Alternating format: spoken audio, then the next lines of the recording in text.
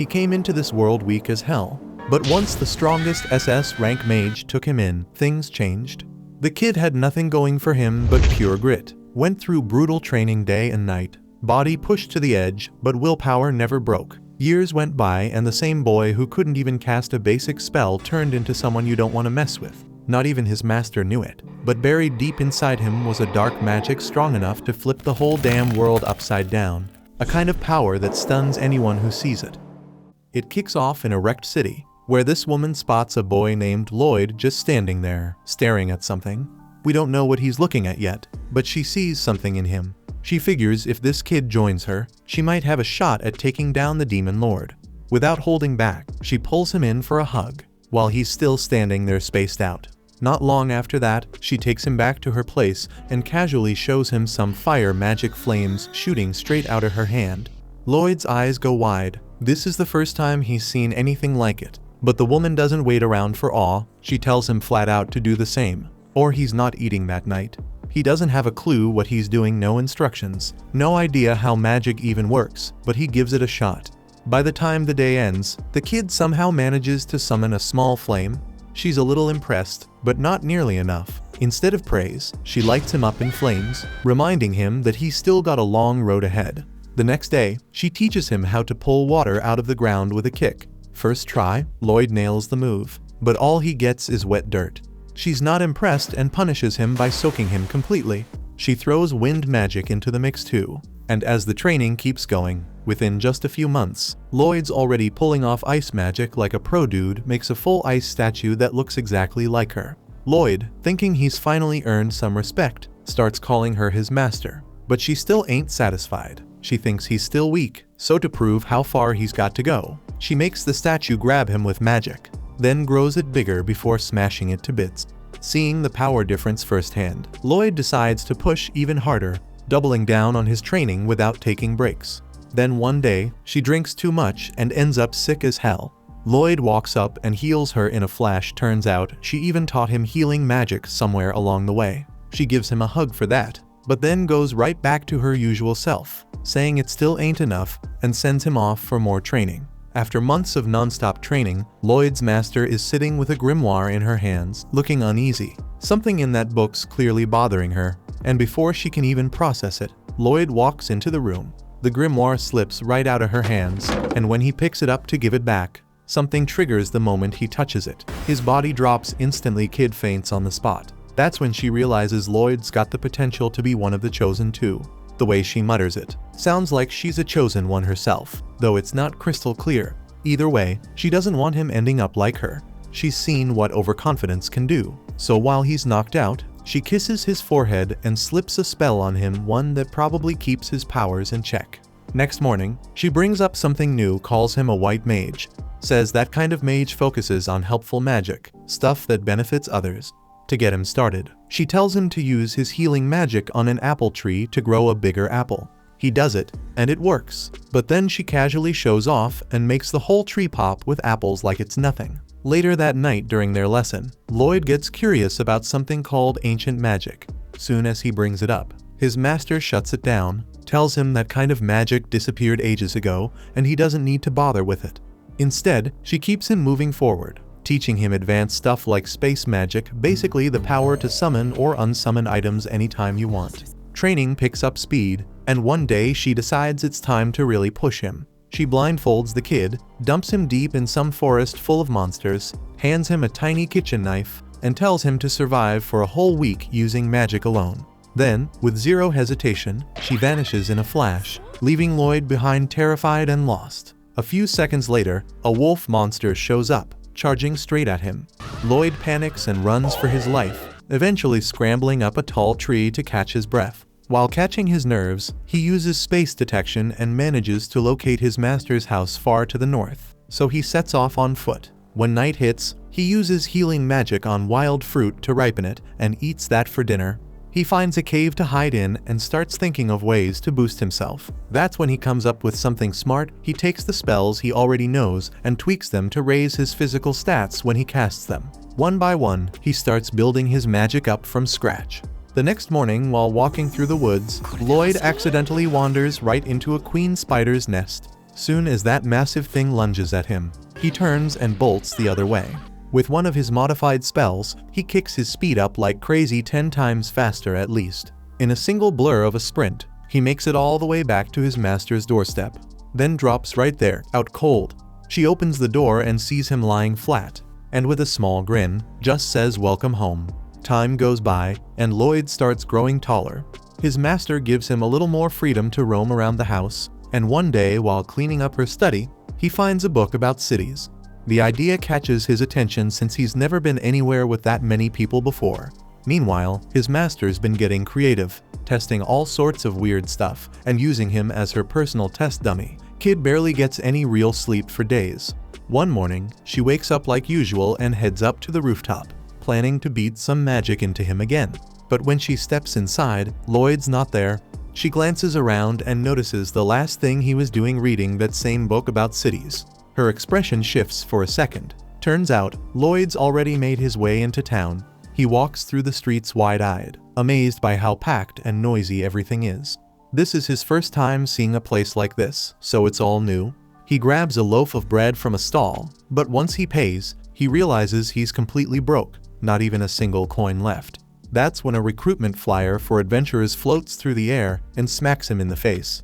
And he figures that might just be his shot. He heads off to sign up right away, not noticing the strange man watching him from the shadows with clear interest in his every move. Lloyd joins a new adventurers party, and not long after, they're heading up to the castle rooftop to take down a giant cyclops. Alan, the party leader, gets slammed and yells for Sheena, the healer, to patch him up. But just before she casts her spell, Lloyd drops one of his upgraded buff spells without saying a word. Suddenly, everyone starts feeling unstoppable. The archer nails the cyclops right in the eye, and the knight takes a punch straight on but holds her ground, surprised by how easy it was to block. Alan doesn't think twice, charges up, and takes the beast out in one clean hit.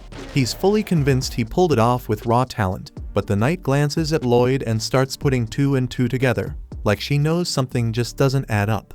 Now that the cyclops is down, the crew rides back into town, and Alan's getting the royal treatment. Folks can't stop cheering his name like he's some kind of legend, all because no one else had been able to take down the cyclops of Abaddon Castle. The reward for the job turns out to be massive, but when it's time to split the cash, Alan tosses Lloyd 5 measly coins, saying that's all he gets since he's just a rookie D-rank adventurer. Lloyd takes the money without saying a word. When Alan suggests they toast to their victory, Lloyd politely dips out, saying alcohol's not his thing. That rubs the party's mage the wrong way. She gets all dramatic about him ditching the celebration. But Alan shrugs it off and says no big deal. They can always find another white mage if needed. And it's not like Lloyd did anything worth bragging about in the first place. Lloyd hears it all, but doesn't react. He closes the door behind him and walks away, calm as ever. Meanwhile, back at Merlin's house, the same guy who'd been tailing Lloyd earlier shows up. She calls him Willie and asks if there's any news. He tells her Lloyd made it to town and even joined the hero party. Merlin looks relieved, almost proud. She figured it was about time the kid stepped into the world on his own. As long as he doesn't end up cocky like she was back in the day, he'll be alright. Willie looks at her and asks if she still regrets what went down that day. Her face tightens, a flicker of guilt slipping through, and she remembers it clear as day. Back then, the Demon Lord was ready to blow himself up just to get his hands on that damn magic book. Merlin never saw it coming, and the explosion wiped out an entire village. Nobody stood a chance, including her. But somehow, Sybil, one of her teammates, pulled off a miracle with ancient magic and brought everyone back. Everyone but himself. He gave his life to fix what she couldn't, and that guilt's been hanging over her head ever since. Back on Lloyd's side, he's still with the hero party. Every time they're close to getting wrecked in a fight, he drops a clean buff on them, keeping the team running smooth like clockwork. Thanks to him, they're practically unbeatable, but nobody knows he's the reason they're cruising through every battle. Later that night, Rena's up reading about defense stats when Alan walks into her room. She tells him she's been wondering about something lately. The monster hits don't feel as hard on her shield, and she's not sure why. Alan says he's been feeling stronger too, figures it's just raw talent kicking in. But Rena shoots him a look and reminds him he hasn't trained in days, so whatever's going on, it's definitely not him leveling up on his own. At the same time, deep in the woods that night, a couple guards are finishing up their patrol when one of them suddenly screams in pain. His partner looks over and sees this massive golem towering above them, and in that split second, it hits him he's about to get killed doing a job that barely pays enough for lunch. By the next morning, the guard captain is already talking to Alan, asking for his help.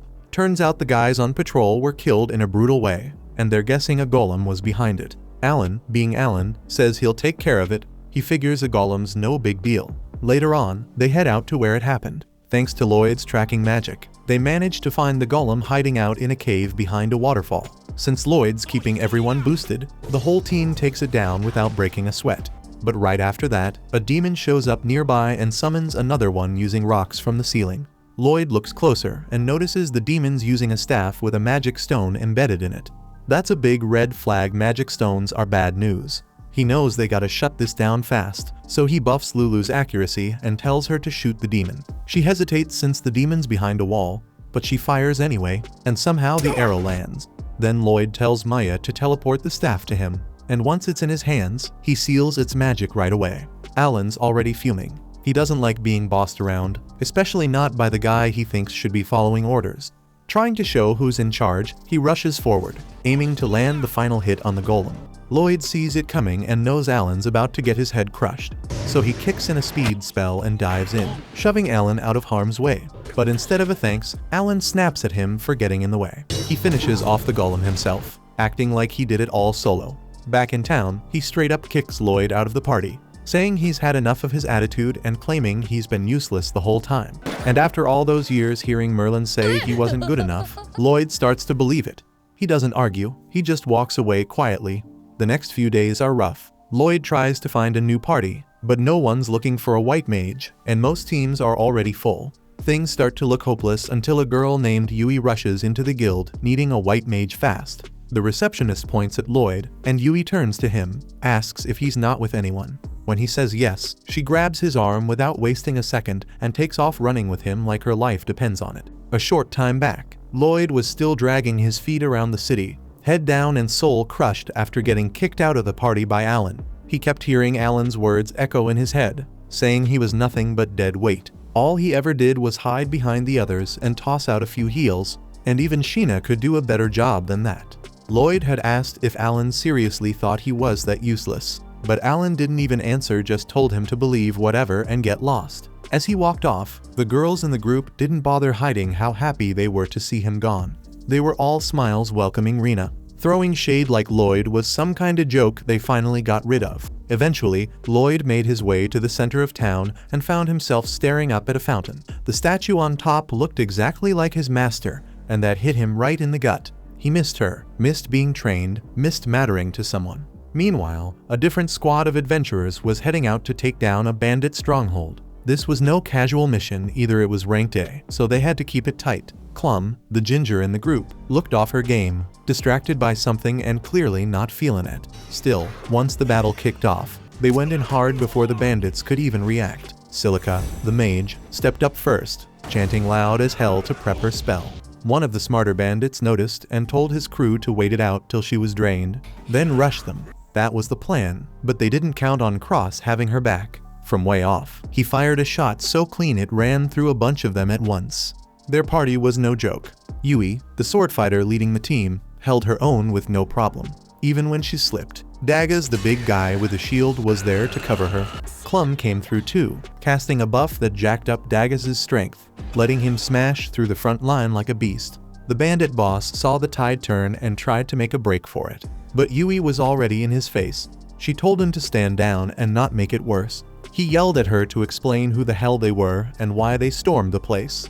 But then he spotted the golden pendant on her chest. His face changed quick, he knew what that meant. She wasn't just tough, she was S-rank.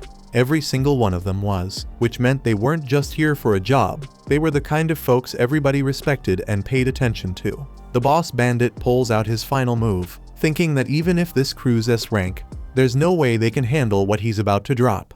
He slams his staff to the ground and fires off a summoning spell, bringing up a massive golem straight from the earth. This thing's built to resist magic, which knocks Silica and Clum out of the fight completely. Even Cross knows his arrows won't do much against that kind of tank, so that leaves just Dagaz and Yui to go toe-to-toe with it. Yui doesn't flinch. As team leader, she steps up and hits the golem head-on, slashing with full power. But the thing doesn't even blink. It tanks the hit like she tapped it with a stick. She yells for Clum to give her that power up, but Clum's out of it again, totally zoned out. Yui has to scream at her before she finally reacts and casts the buff. That one spell kicks Yui's strength into overdrive, and with that boost, she cleaves the golem clean in half like it was made of paper. With the job wrapped up, they round up all the bandits, including their boss. Afterward, Yui pulls Clum aside for a talk. Clum straight up apologizes for blanking out and says she's not cut out to be an adventurer anymore. Yui gets it though. She knows Clum's mind's been on her sister Sylvie, and she asks how Sylvie's doing these days. But before Clum can even answer, the scene cuts to Lloyd again. It's been 3 days, and the poor guy still hasn't found a new party. He's posted up near the guild counter when someone starts yelling about needing a white mage. Turns out, it's Yui. Lloyd doesn't waste a second. He steps up and tells her he's a white mage, and Yui doesn't even ask for his rank. She grabs his wrist and drags him straight to her crew's base. Once there, she introduces him like he's already part of the team, even though he hasn't said yes. Her squad catches on quick, they've seen her do this before. Cross breaks it down for him, saying they've got a high priority mission and no time to replace Clum properly. They need someone fast. Nobody thinks Lloyd's the right pick, and truth be told, neither does Lloyd, especially after realizing this group's full of S-rank adventurers. Even though Lloyd's already given up on himself, Yui hasn't, and she straight up demands he show them what he can do. He's convinced he's gonna disappoint them, but decides to try anyway. First thing he does is pull a staff out using storage magic, and that alone makes everyone raise an eyebrow. Then, without chanting a word, he hits the whole squad with a physical boost. They don't feel much at first, but Yui swings her sword just to test it and slices through a tree like it's made of foam, leaving everybody wide-eyed. Lloyd casually explains that he didn't just cast one buff, he stacked 5 enhancement spells on top of each other, which is why Yui's power skyrocketed. That's enough to shut down any doubts they had.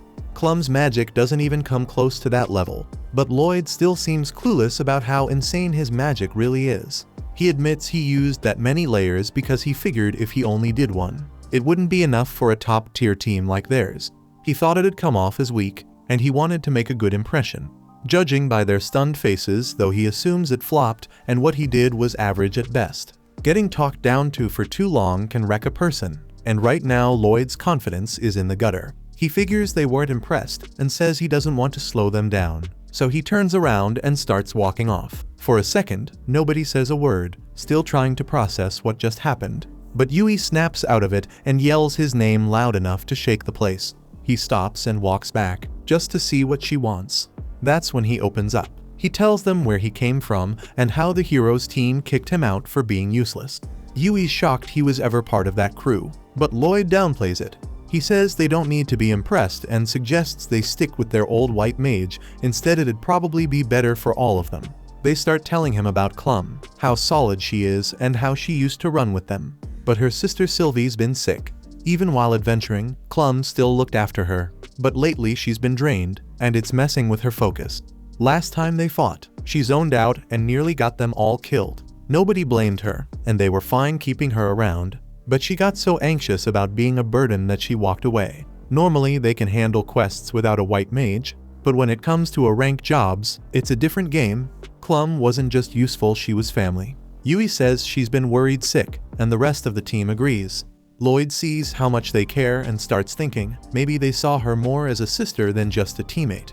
When they say yeah, he realizes how lucky she is to have folks like that, especially after what he's been through. He asks what kind of sickness Sylvie has and learns she's turning into a damn magic stone. That hits a nerve. He remembers reading something with his master about magic stones and asking if it was reversible. She said it was. That gives him a little hope, so he asks Yui to take him to Clum's place. They get to her house, she opens the door, and they sit down to talk. He asks her more about Sylvie's condition. Clum explains that both she and her sister used to take missions together, but on one of them, Sylvie got hurt. She wasn't there when it happened, just found her injured. Lloyd asks exactly how it started, and instead of explaining, Clum decides to show him. She takes them to Sylvie's room. As soon as the door opens, Lloyd feels the heavy magic pressure flooding out. Clum walks in and lifts the blanket. Sylvie's legs and hands are already stone. She says it's creeping through her body, little by little. Lloyd quietly tells her he thinks he can heal her. Clum doesn't buy it. She already tried every top-tier mage she could find, and none of them had answers. So she figures some random white mage won't either. But then Lloyd asks if the injury happened inside a cave, and Clum freezes before nodding. He checks the area where the transformation started and confirms what he suspected: the magic that hit her is still active, and it's slowly taking over her body. Clum's still unsure, but Lloyd says his master once told him this method could work. Yui backs him up, asking Clum to trust him, so she gives him the green light.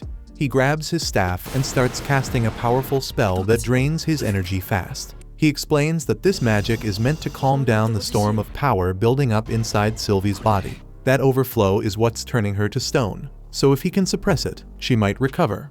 Right after that, he hits her with a healing spell. Clum stares, wide-eyed, telling him this ain't some basic healing magic. He admits it's different, eats up way more mana than usual, but still insists it's just a normal healing spell. Yui turns to Clum and asks what she really thinks, and Clum can't lie, it's nothing close to ordinary.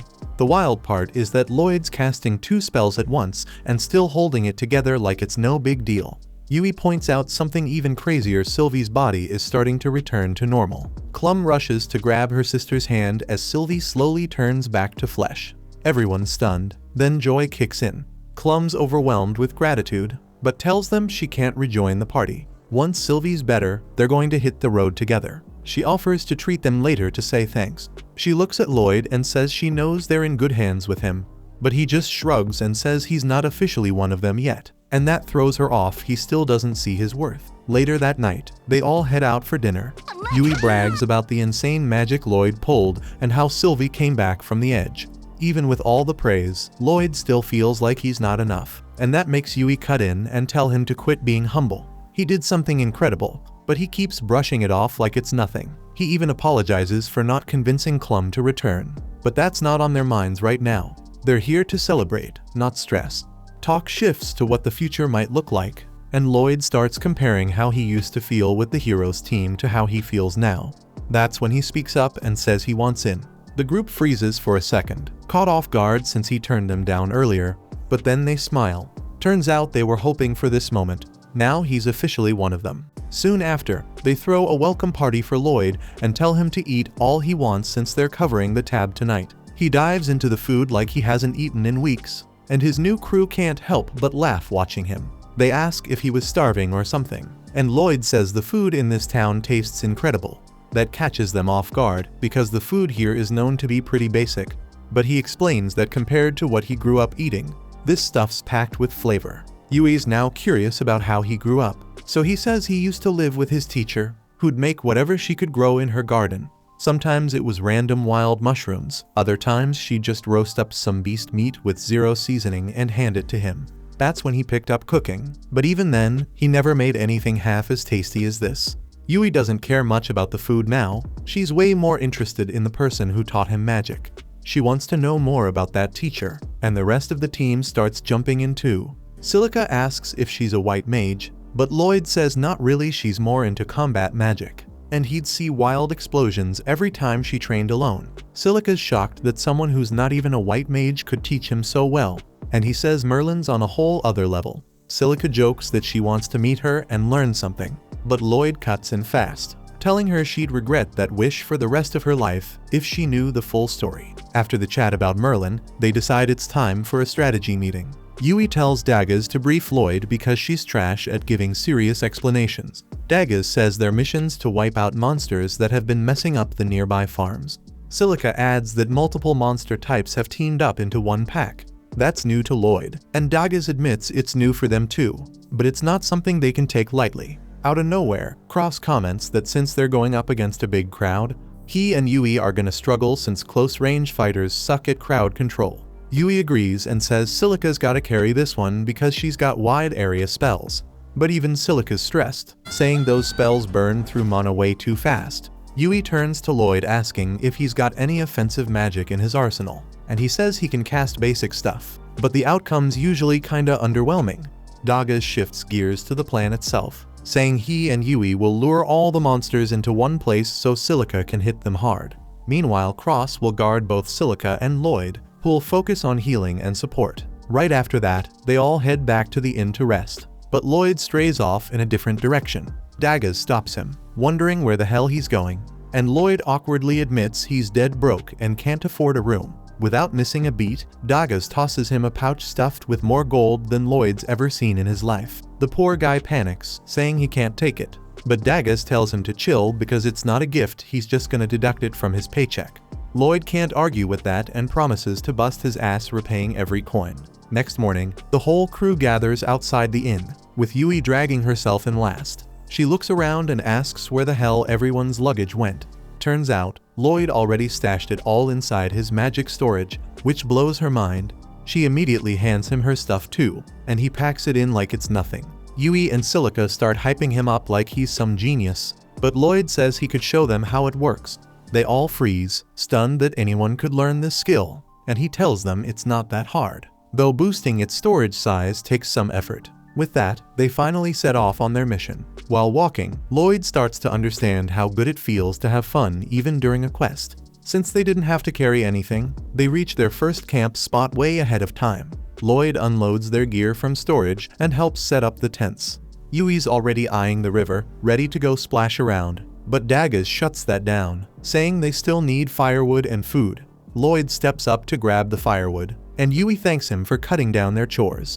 Then she pulls Silica along so they can take a quick bath, and while they're off, Lloyd heads into the woods to collect dry branches. Lloyd spots a fruit he used to eat when he was a kid, so he grabs a handful to share with the crew. Right then, a loud scream tears through the trees. It's Yui. Without thinking, Lloyd bolts toward the sound and finds a huge serpent monster going after Yui and Silica, both caught off guard with no weapons in hand. Lloyd throws himself at the monster, forcing its attention off the girls. That gives them just enough time to run to the shore, grab some towels to cover up, and toss a couple of weapons their way. Once they're armed, Lloyd hits them both with enchantment spells on the spot. Yui charges in and slices the damn thing clean in half with one strike. But even after that, the monster's head still wriggles, trying to land a hit. Silica yells for cover and blasts it with a fireball, frying it on the spot. She stares at the aftermath in shock, wondering how the hell she pulled that off, not realizing Lloyd was the one who boosted her. Yui turns to thank him for saving their asses and asks if he can put her sword back in storage. But then, her towel slips and Lloyd ends up catching a full view of what she's been hiding. They both panic, she screams, and next thing he knows, she smacks the hell out of him. Once they're back at the campsite, things cool down, and Lloyd decides to teach them how to use storage magic. He explains they need to create a pocket space with their palms, but nobody's getting it. Silica tells them to just give it a shot anyway, and now they all look like idiots trying to crush an invisible balloon. Lloyd starts feeling like he's just a terrible teacher. Then Silica randomly mutters storage, and a magic space opens up in her hand. That's when they finally get it. None of them can use magic without chanting like Lloyd does, but if they use incantations, they might figure it out. After a bit more practice, Silica manages to stash her staff inside the space. The others still can't pull it off, but at least now they've got a clue. Later that night, when everyone's asleep, Lloyd and Yui are stuck on watch duty. She quietly sits next to him and thanks him for being part of the party. He tells her he should be the one grateful since he was totally jobless. Then he brings up how seriously she took this quest, all for the sake of their clients, and asks what's really driving her to go this far. Yui opens up about her past, saying that when she was a kid, her village got wiped out by monsters, and she was the only one who made it out alive. That's why, when she heard about this quest, she couldn't turn it down, didn't want anyone else going through what she did. But before she can say more, Lloyd cuts in, telling her to stay quiet. Something's nearby. Yui goes on high alert and summons her sword, while Lloyd tells her to wake the others. Soon the whole group's up, weapons ready. But once they see how many spider monsters are crawling in, they realize fighting isn't the move. They start backing away, trying to retreat slowly. But then, Yui accidentally steps on a twig, and that tiny crack sets the whole damn horde off. Everyone breaks into a run, but those spiders are fast, and before long, they're surrounded. Webs start flying out of their nasty bug asses, and the team manages to block the first barrage. But one spider manages to snatch Silica's staff. Then they start building a silk cage around the group, and panic sets in fast. Lloyd steps up, saying they need to stop the spiders in their tracks before they get overrun. He buffs everyone up and tells Yui to go in first. She launches herself up, slicing clean through the web, and Cross grabs Silica's staff, tossing it back to her. Yui charges at one of the spiders, blocks its sticky shot, and slashes off its legs in one clean motion. Then she literally rides the stream of silk flying out of it and surfs toward another, chopping that one down too. Lloyd tells Silica and Cross to jump in. Silica launches fireballs while Cross fires arrows straight through them, setting the bastards ablaze. Once the fight's over, Lloyd realizes he was shouting orders the whole time, even though he's the newest one in the crew. He apologizes, thinking he stepped out of line, but Dagas just grins and tells him that kind of instinct makes him a damn good leader. The rest of the team agrees and says they want him calling the shots from now on when things get messy. By morning, everyone's gotten the hang of storage magic enough to carry their own gear, and as they head out again, Lloyd keeps wondering why the hell spider monsters were crawling around in that area in the first place. Couple days later, Lloyd's pulling night watch again, sitting there in the dark thinking about those spider monsters. He starts wondering if maybe they should have taken a closer look at them when suddenly Yui and Silica call out to him, asking if he's seriously planning to pull another solo shift tonight. Lloyd agrees and the girls start getting concerned since he's been doing this non-stop. They tell him he should be rotating shifts like everyone else, but Lloyd says he's fine and wants the rest of the group to save their energy in case a fight breaks out. Yui's about to give him a proper scolding, but Silica gently stops her, saying if that's his decision, they should respect it, though she makes him promise to speak up if things ever get too hard. At the same time, Cross and Dagas are watching the whole thing unfold from their tent, quietly worrying about how damn stubborn Lloyd's being. Next day, they hit the road again. During a break, Lloyd starts scanning the area using search magic to check for monsters. He's relieved when he senses nothing, but then Yui runs up asking what he's doing. He tells her about the spell, it helps him detect nearby threats, and she's surprised saying she never heard of that kind of magic. Lloyd explains the range isn't huge, but it's better than nothing. Yui looks a bit upset realizing he's handling everything alone again, but Lloyd insists he's fine and doesn't need backup. Later that night, he's back on watch like always. Yui mutters that it kinda feels like Lloyd doesn't trust them, even though they're supposed to be friends now. Silica tells her that people have their own pace when it comes to trusting others, and maybe Lloyd's past messed him up a bit. She figures there's a reason he can't see how damn capable he is, and that's why he's trying so hard to make up for it. Yui gets curious about what Lloyd's been through, but Silica says he'll open up once he's ready. On the flip side, Dagas shows up and tells Lloyd to come help with something, while Cross offers to take his place on guard for the night. Lloyd follows Dagas, who sets up this clever trip-wire alarm system to alert them if anything gets close. Lloyd's impressed, and Dagas just tells him straight up the alarms got their backs now, so he better get some rest tonight. Lloyd shrugs, says there's no need for all that, claiming he can handle the job better than some alarm setup. That's when Dagas steps in, staring him down and asking if he even trusts the crew he's traveling with. Lloyd insists he does, but Dagas isn't buying it, says his actions tell a whole different story. Right then Lloyd starts remembering what Merlin and his old boss used to say, calling him useless and green. He admits that if he slacks off he might drag others down. Dagas just smirks, tells him to go ahead and be a burden if he needs to.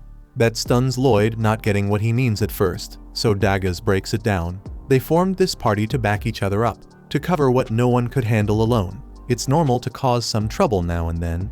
He tells Lloyd to lean on them more, and for the first time Lloyd hears something like that. That little talk gets through to him, and later in the tent, Lloyd actually smiles, realizing he's got folks he can count on now. Next morning he puts it into practice, nervously asks Yui to help fetch some water, and she lights up glad to do it. Meanwhile, a noble named Michelle gets word from some shady black mage who says the magic stones have been planted exactly where he asked. Michelle looks real satisfied, says the plan's gonna go smooth now. The mage adds that the earlier distractions scattered all the top adventure teams, so they won't be sticking their noses in. Only the heroes party is still around and they might mess things up. Michelle says there's no stopping that since the hero only moves when the king orders it. Still, he doubts the guy can stop what's coming next. Back in the woods, Lloyd and the team notice how weird it is that no monsters are anywhere nearby. Lloyd boosts his search spell, stretches the range, and picks up a cluster of beasts about 10 kilometers out. Cross mentions that's pretty close to those farmlands they're heading toward. Before Lloyd can explain more, Yui cuts in asking if he can really scan that far out. He nods and she flips out, shouting about how he said the range was way smaller the other day. Lloyd casually says 10 kilometers isn't that far, but she starts yelling again, but the rest of the group jumps in, telling her to chill out and focus on the real issue. They rush over to the monster's location, only to find the wolves already tearing through the farmland they were supposed to protect. The whole crew freezes at the sight of this massive swarm, but Lloyd looks even more unsettled. That was the only spot where he sensed monsters earlier, and now he's starting to wonder where the rest of them disappeared to. The others feel it too because the monsters don't usually abandon their territory like this. As they try to figure out what the hell's going on, Cross narrows his eyes and spots something weird buried in the middle of the wolf pack. No one else can make it out, so Lloyd casts a quick spell to give himself some telescopic sight. Now he sees it too, a strange black rock sitting dead center in the chaos. He gives the same vision boost to the others, and once they lock on they finally see it. Daggaz says it looks like some kind of magic stone, and Silica points out the creepy dark aura coming off it. Lloyd nods, says that's probably mana leaking out, but then it hits him, because that energy feels a little too familiar, like the magic used by beast folk. Then he remembers something Merlin told him a while back, about how the beast tribes have a spell that lets them control monsters. So this damn rock might be doing the same thing. Without wasting time, Lloyd activates his search spell again, and his heart drops when he spots another huge wave of monsters heading straight for them. Now it all makes sense. That stone's the reason behind this madness. He still doesn't get who's behind it, but right now they've got bigger problems. Some of the group suggest falling back, but Yui's not having it, says they leave now. Those monsters will torch everything. Daggaz agrees that running won't be easy even if they tried, but Silica though doubts they've got the power to pull off a win here. That's when Lloyd steps up and says they're gonna fight, and if they do it his way they've got a real shot. First thing's taking out that stone, so he asks Cross if he can hit it from here. Cross hesitates, says he might not break it from this distance. Lloyd tells him that's fine, just hit the damn thing. As Cross lines up his shot, Lloyd hits him with 3 different enchantments, and when the arrow flies, it strikes the stone dead on and shatters it to pieces. Cross stares in disbelief, asks how the hell that even worked. Lloyd shrugs and says he enchanted him, his bow and the arrow, says it like it's no big deal, just something any white mage would do. But everyone else is floored since normal healers can't pull off that kind of enchantment combo all at once. Right then, they notice the wolves turning on each other. With that cursed magic stone gone, their natural aggression kicks back in. That's exactly what Lloyd had planned, and he grins, saying the first part of the plan worked. Problem is, that giant horde still charging through the forest hasn't stopped. Moments later, the monsters burst out of the woods. Silica steps forward alone to face them. They keep closing in fast and furious, but Lloyd waits till the very last second before giving her the go. She snaps into action, unleashing a tornado of fire that roasts everything in its path. The crew stands frozen, stunned by the sheer power she just dropped. Lloyd quickly tells her to keep hammering them with wind and fire spells. Then he runs straight to Cross. That blast left the field covered in smoke, which blinds the flying monsters, but also hides them from the team. Lloyd links his mind with Cross using telepathy, then uses his search magic to lock onto each airborne target. Now that Cross can see them through Lloyd's senses, he picks them off one by one, not missing a single shot. In the middle of all this, Lloyd hurries back to Silica for the final part of the plan, but she's out of mana. He doesn't even hesitate, dumps a surge of his own into her like a damn human battery. The boost hits hard and drops him to his knees, but he tells her not to worry and just casts the next spell. She listens and calls down a heavy rain that douses the spreading wildfire before it gets out of hand. It drains her completely, and she drops to the ground, but Daggaz catches her right in time. Yui rushes over, tells her she did amazing, and that now she and Daggaz will handle what's left. While they head out to clear the stragglers, Lloyd and Silica stay behind. Finally catching a breath, Lloyd suddenly collapses, muttering that he still needs to get stronger if something this small wears him out. Not long after, Yui and the others return, having wiped out the rest of the monsters. But before they can relax, Lloyd tells them they've got no time to waste, his gut screaming that this was all a diversion, and the real threats headed straight for the city of Ishtar. Everyone's still trying to process what just happened when Lloyd casually pulls out a full crate of mana potions from his storage. He downs one in a single gulp, then tells them the whole mission was a damn setup meant to lure top adventurers out of Ishtar and weaken the city's defenses. Cross argues that Ishtar still has the Heroes Party and the Night Order, so taking it down won't be that easy. Daggaz though says Lloyd's theory actually makes sense. But Yui doesn't want to wait around, says she's heading back just in case. And right as Lloyd finishes his potion, he casts a buff on the whole team, tells her they're moving now, then takes off running toward the city like the ground's on fire. Everyone stares, stunned by how fast he is, and when Yui tries to keep up, she realizes she's blazing too faster than Kevin Hart on a sugar rush.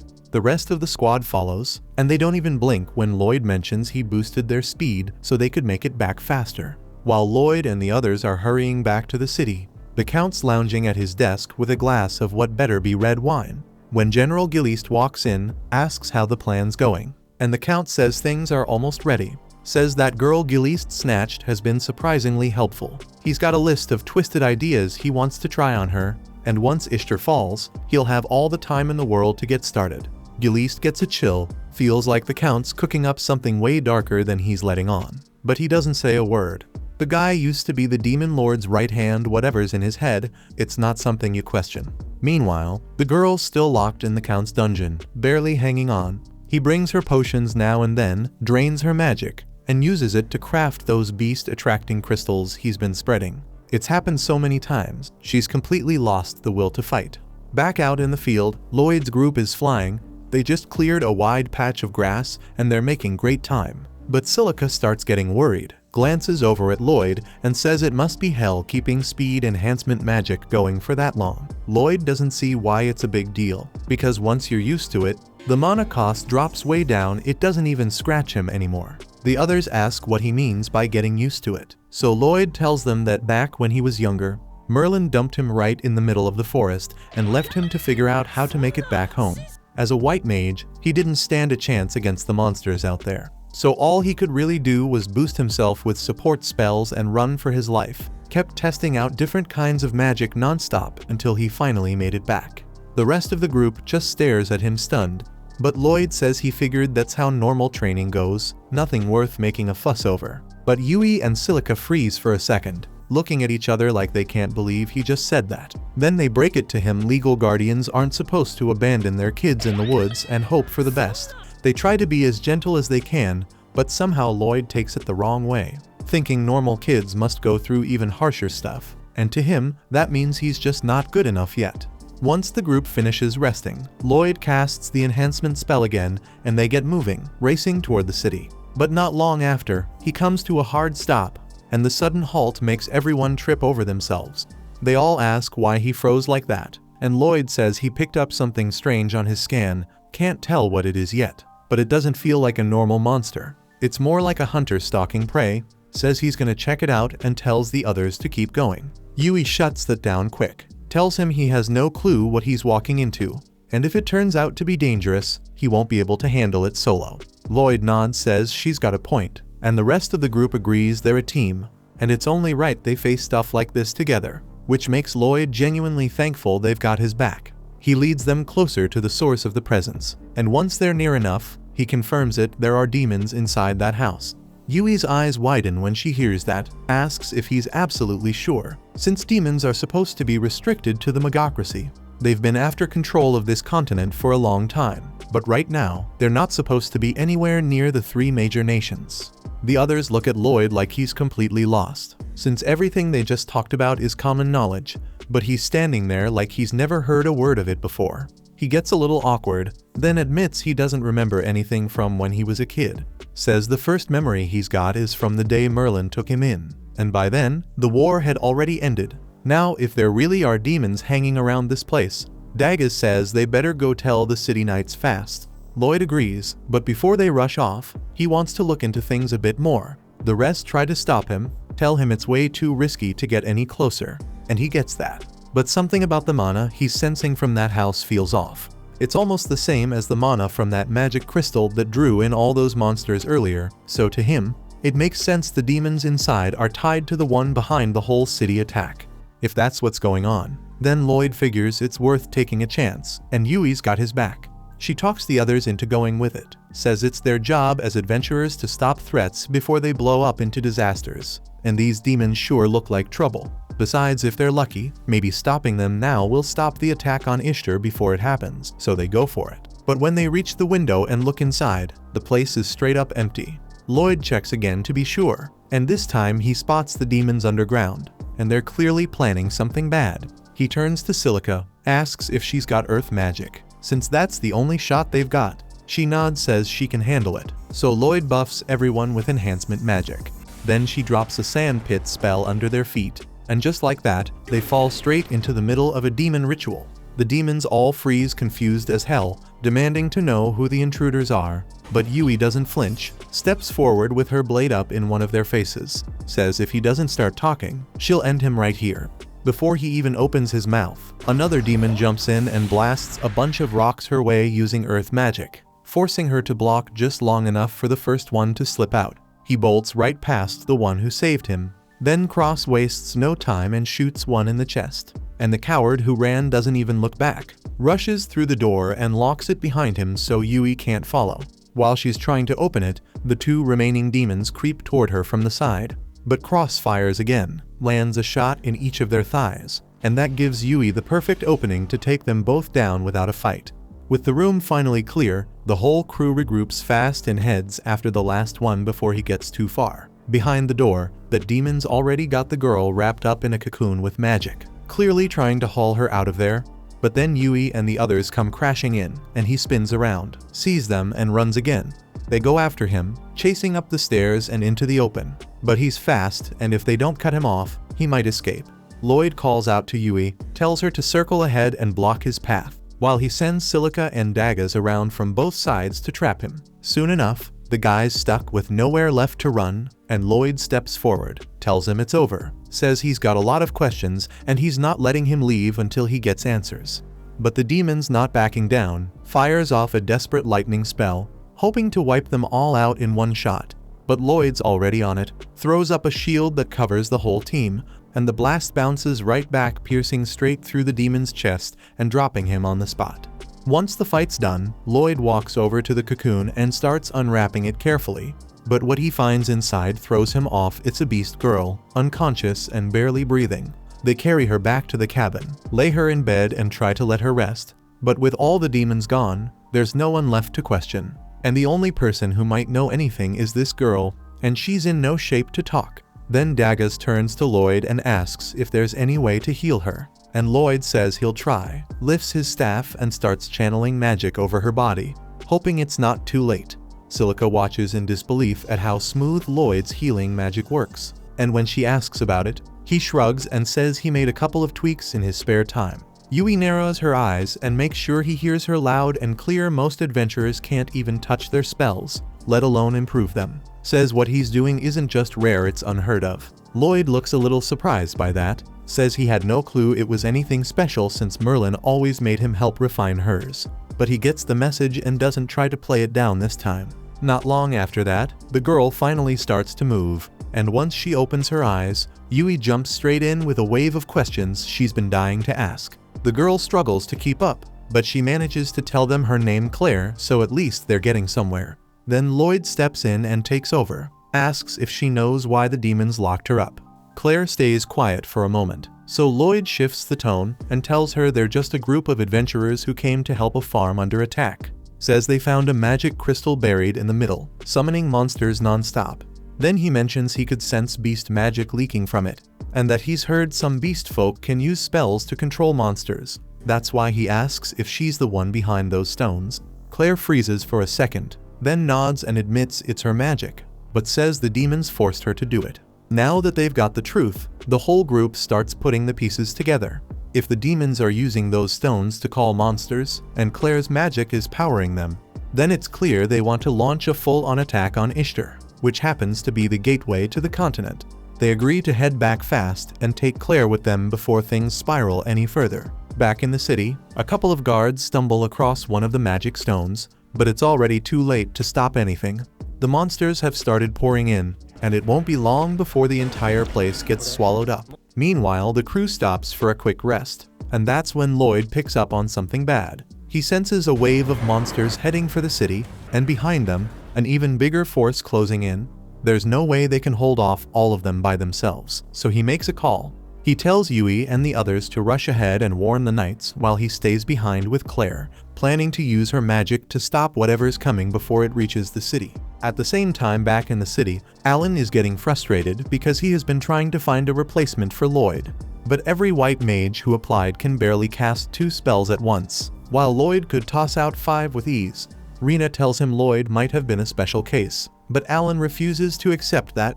His pride will not let him admit he was wrong, so he decides all the white mages in the city must be even more useless than Lloyd was, and they just need to keep recruiting until a useful one shows up. Right after that, a member of the Imperial Guard steps into the room carrying bad news.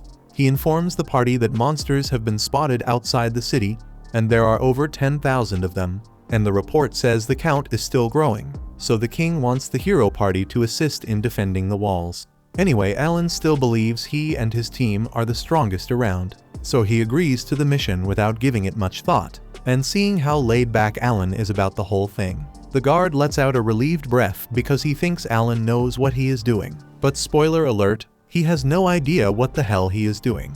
Next, once the guard leaves, Sheena asks Alan if he is sure about this, since 10,000 monsters is a lot for them to handle on their own, but Alan is not worried about that. He is more interested in the glory he will claim once he fulfills a royal request, cementing himself as the strongest person in the entire kingdom. And from the way he talks, the others can already tell this is gonna end with their asses in the ground.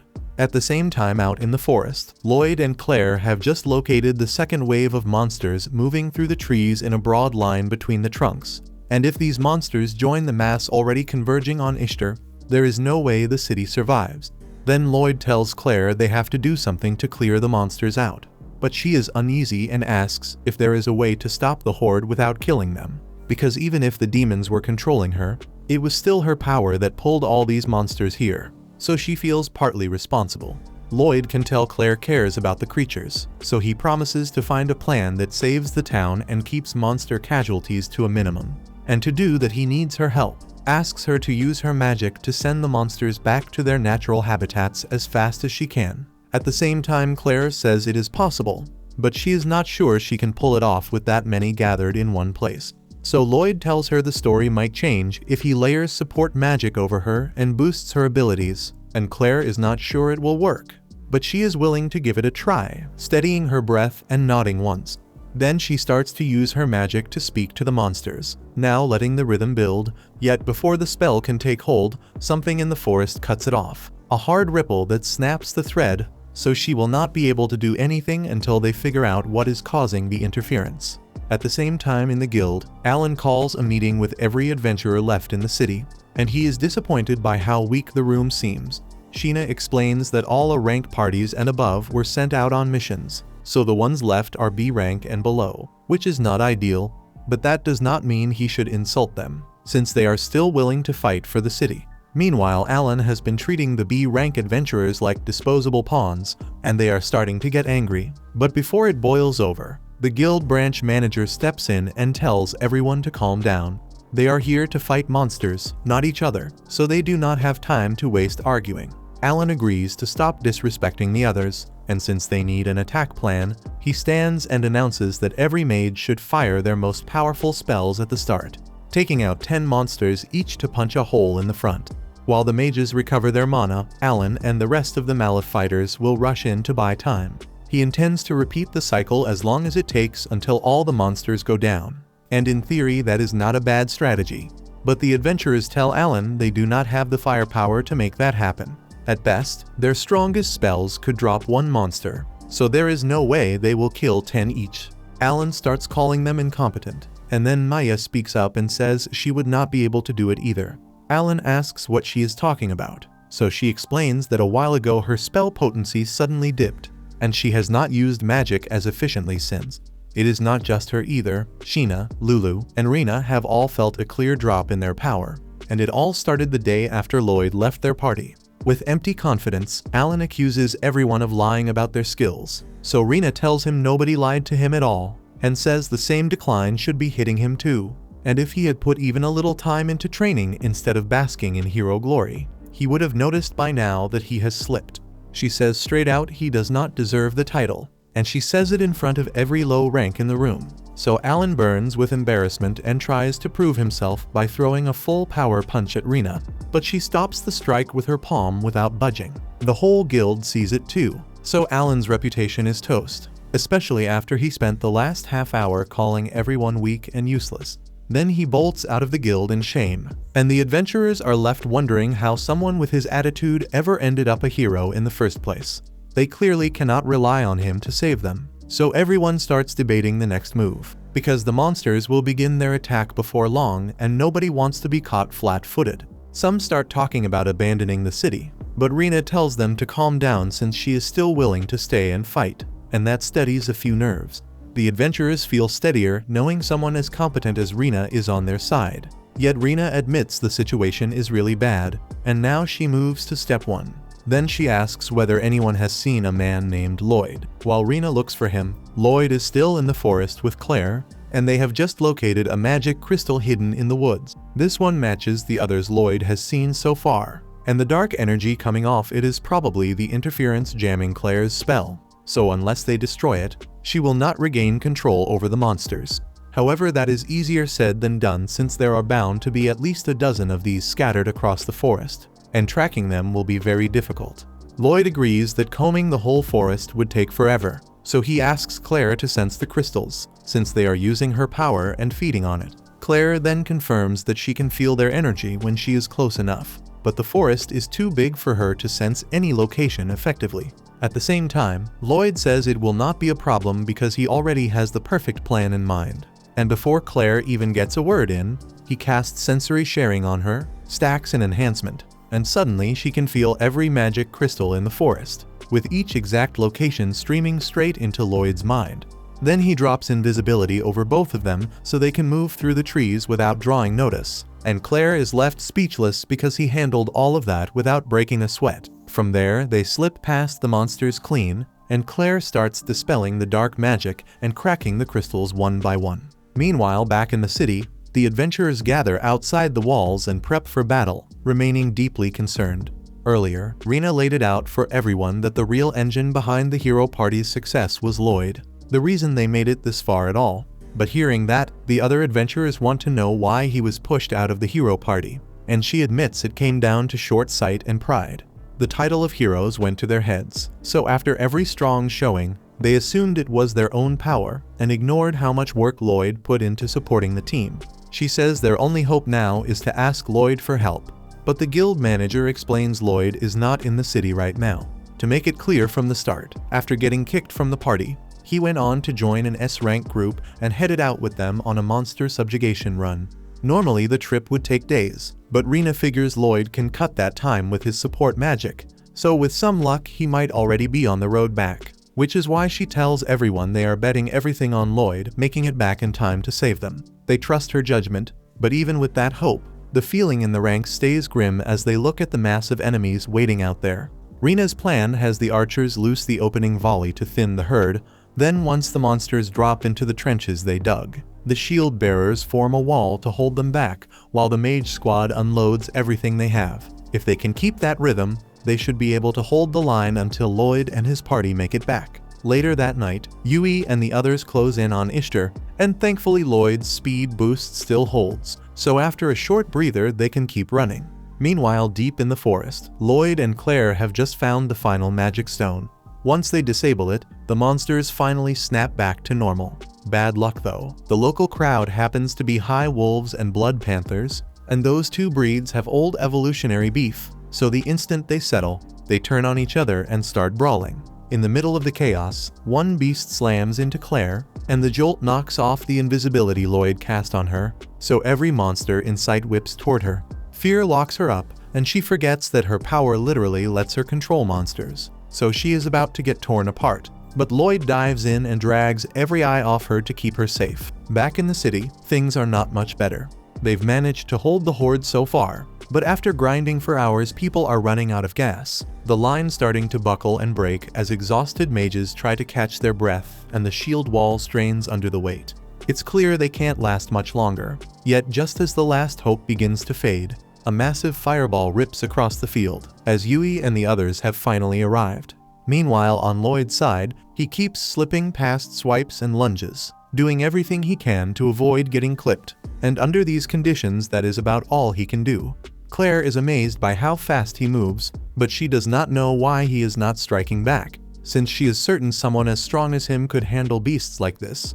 She remembers the promise Lloyd made to keep monster casualties to a minimum for her sake, and that explains why he refuses to cut them down. She doesn't want to let Lloyd suffer because of her. So she kicks in her powers and goes full Nicki Minaj, singing a tune that gets all the monsters to calm down and walk back into the forest. Lloyd wishes she had done it earlier, but he is still impressed, so he asks what she did. Claire says she simply used her power to ask the monsters to return to the forest, and they listened because the control is gone. Now that the mines in this area are free again, Lloyd says they need to move fast and hurry back to Ishtar. Meanwhile, over in Ishtar, the fight is still brutal, even with Yui's party helping. They have not put much of a dent in the horde, and weapons and mana are running dry, so it feels close to the end. But Rina urges everyone not to give up, says eventually they will find a way to win. But the front lines are already breached and people are getting hurt everywhere along the streets. They hang on until morning, but by then every layer of defense is wrecked. So the guild manager fears this is the end of the city of Ishtar. Right before the monsters can flood the gates, a clear voice rises from the cliff near the forest, and the singer is Claire, her song boosted by Lloyd's magic, with a little help from Nicki Minaj's curves. With that combo at work, the monsters quit attacking and march back into the trees in long lines, so the city isn't being overrun anymore. Once the field clears, Claire lets the song fade and nearly collapses from the strain, and Lloyd catches her and holds her steady. They are both relieved they kept the city from falling. But the crisis is not over, since the demons planned the whole thing and never bet on a single path, and now a horde of golems is marching toward the city. At the same time, Count Michel relaxes in his castle, certain the city of Ishtar has already been trampled by monsters. Yet a messenger rushes into his office with an urgent report in hand. At the outset, Michel assumes it's the notice that Ishtar has fallen. But to his dismay, the messenger says the monsters abruptly stopped the assault and scattered back into the forest, all except the golems, which for some reason couldn't hear Claire's song. Lloyd figures the demons are meddling behind the scenes, and at this pace the golems will cause heavy damage, so he casts a speed boost on Claire and tells her they need to sprint to town right away. As they thread past the golems, they get spotted, so Lloyd tells Claire to fall back to avoid the golem's punch before it lands. After a quick look at them, it's clear to him these ones have been enhanced somehow, so bringing them down won't be easy. Claire and Lloyd reach the trench around the city, so he takes her by the waist and vaults over it in one clean motion. The soldiers on watch freeze, since clearing that distance while carrying someone isn't normal. Even then, word has spread that Lloyd's enhancement magic is outrageous. After they land on the far side of the trench, he links up with Yui and the others, and they thank him for everything he did to save the city. Lloyd says the credit goes to Claire because her magic drove most of the monsters away, but the golems are still coming, so they need to prepare. Right then his knees give out and he drops to the ground because he's been using enhancement magic almost non-stop for days, and even for him that load is too much to carry. The others tell him to rest because he's overexerting himself, but he says he can't stop until the city is safe. Soon after, the guildmaster arrives, and with him there, Lloyd asks him to look after Claire in the meantime, since her safety is very important to him. The manager understands, so he assigns knights to guard her closely and swears to Lloyd that she'll be safe. With that settled, he's overjoyed that Lloyd made it back in time, because right now he's their only hope. Lloyd gets confused hearing that, since he thought the hero party was still in town. Right after that, Rina shows up and says Alan refused to join the fight. Lloyd can't believe it, because a hero who walks away when lives are on the line doesn't deserve the title. At that moment, he notices the wound on Rina's arm, which looks serious, so he doesn't hesitate to use his magic and heal her. The guildmaster is stunned that Lloyd heals Rina so easily, but he nearly collapses afterward because his mana is already running low. Rina tells him he didn't need to push himself that hard just to treat her, yet he says he couldn't leave her with an injury that severe. She has been wanting to apologize for not valuing everything he did for her, since he's the reason the heroes party grew strong to begin with. Lloyd stays modest and says he isn't that strong, while Rina insists his support was priceless for the team. Even then, no one gave him credit, and she did know better because she didn't stop Alan from kicking him out. So she wants to offer a formal apology. Right then, the guards ring the alarm bells because the golems arrive, and even if a few tumble into the trench, plenty remain standing, so the guards rush in to cut them down as fast as possible. Lloyd tries to warn them to wait because these golems aren't normal, but it's already too late. A guard's sword shatters the instant it meets the golem, and while he's stuck in disbelief, the golem drops him with a right hook. This is heading south fast, so Rena raises her shield and tells everyone to hit with full force. Yet magic and ranged shots almost bounce off the golem's rough hide, so they pull back and nerves start to fray. If they don't act soon, the city could still end up destroyed. So Lloyd tells Yui he's about to cast enhancement magic on everyone here. Yui asks if he's sure he can handle that, since casting enhancements on more than 100 people sounds insane, but he says he'll be fine. That said, in his current state, he can only apply the buffs one group at a time instead of all at once. Then Lloyd begins casting his spell, and when he finishes, his legs go weak since his mana is running dangerously low. He tells the others he just put a strength boost on all units at the front and a mana boost on every mage. He also used enhancement magic on the 4 of them as well. But they need to hurry, because in this state, he isn't sure how long the effects will last. Yui understands, and as the golems keep advancing, she climbs one of the towers and calls out to everyone on the field, telling them Lloyd has just cast enhancement magic on all of them, so they should be able to fight the golems now. The soldiers find it hard to believe he really boosted everyone that fast, so they hesitate. When one of them is about to be crushed by a golem, Rena rushes in and blocks the hit, after which Yui drops from the tower and slices the golem in half. With the first golem down, Rena raises her shield and tells everyone this proves Lloyd's enhancement magic works. Now that they've seen it, they realize they do feel much stronger than a moment ago. With Lloyd's help, they might be able to win after all. At the same time, Lloyd asks Cross to go assist the magic unit in the rear, while Dagas and Silica should head to the front lines as soon as possible.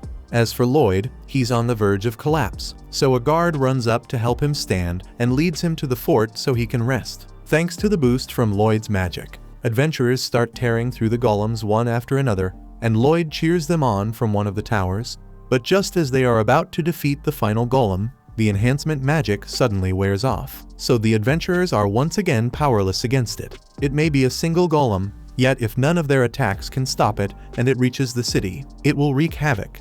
Yui runs out in front to block its path, and as it's about to strike, Rena shoves her aside so Dagas can block the punch.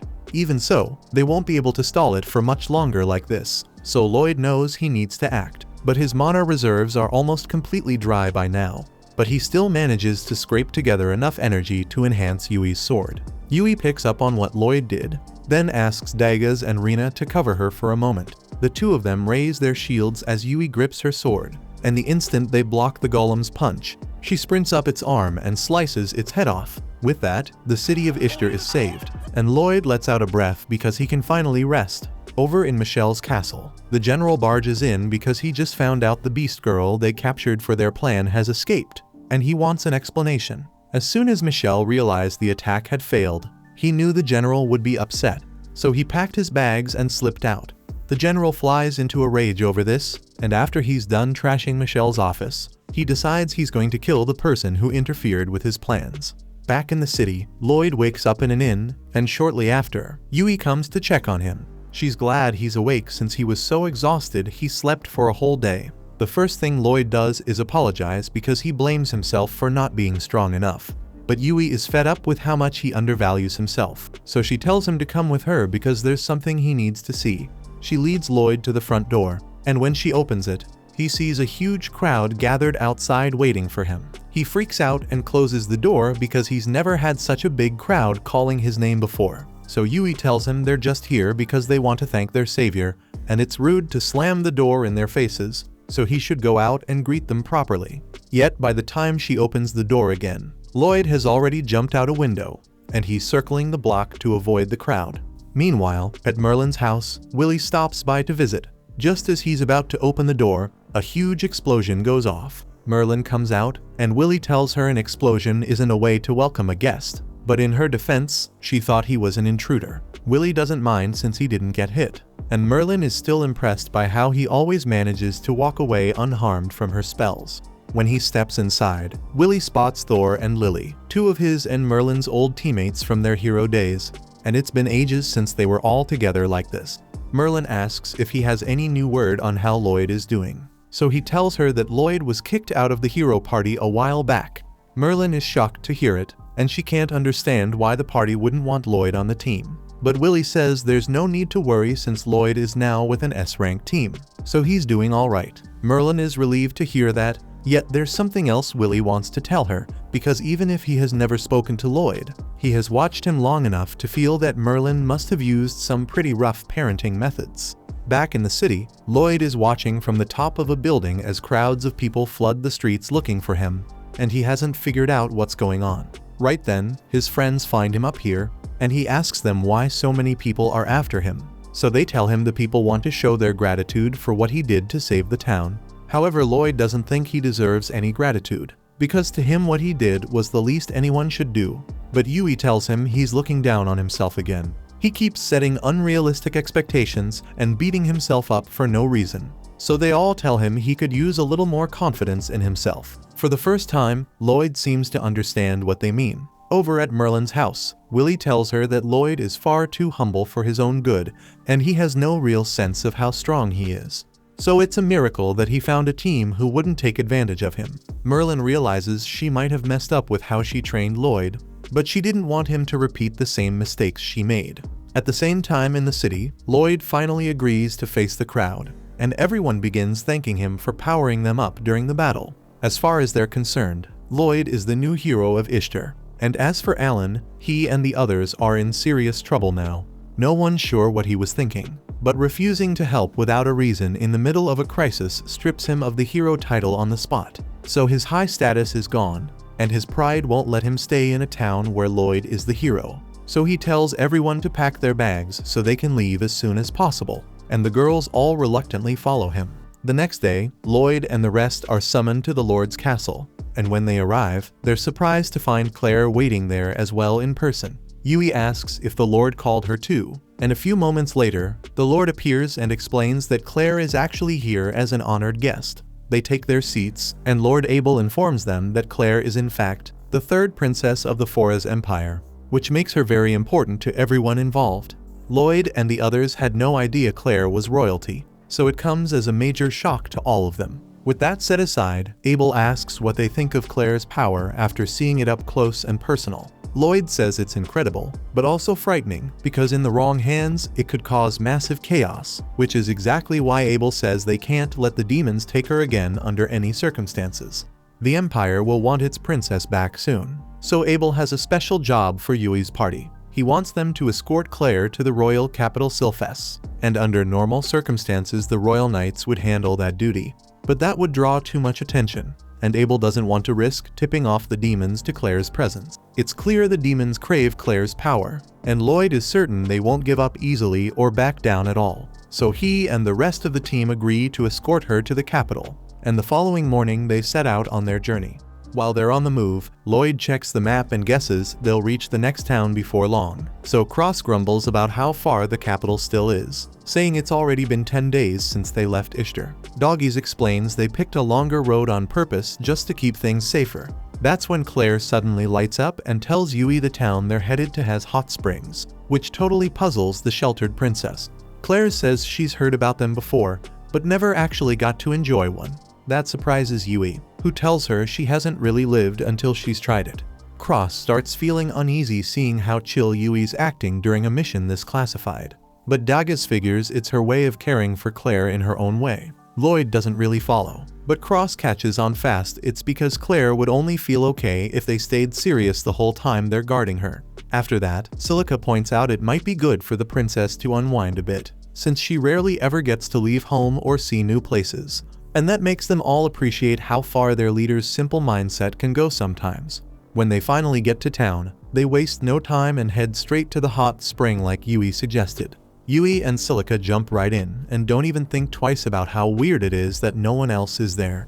Claire, meanwhile, is still nervous about taking off her towel since she's not used to bathing with others, and the whole thing feels a bit awkward. Silica and Yui get it, but they tell her there's nothing to worry about. They're all girls anyway.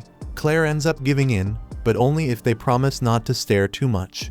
After a short while, Yui's staring straight at Claire, and just as Claire's about to call her out for acting weird, Yui blurts out a compliment on how elegant and slim she looks, says it suits a princess perfectly, but Claire still feels a little self-conscious since she doesn't have curves like Silica.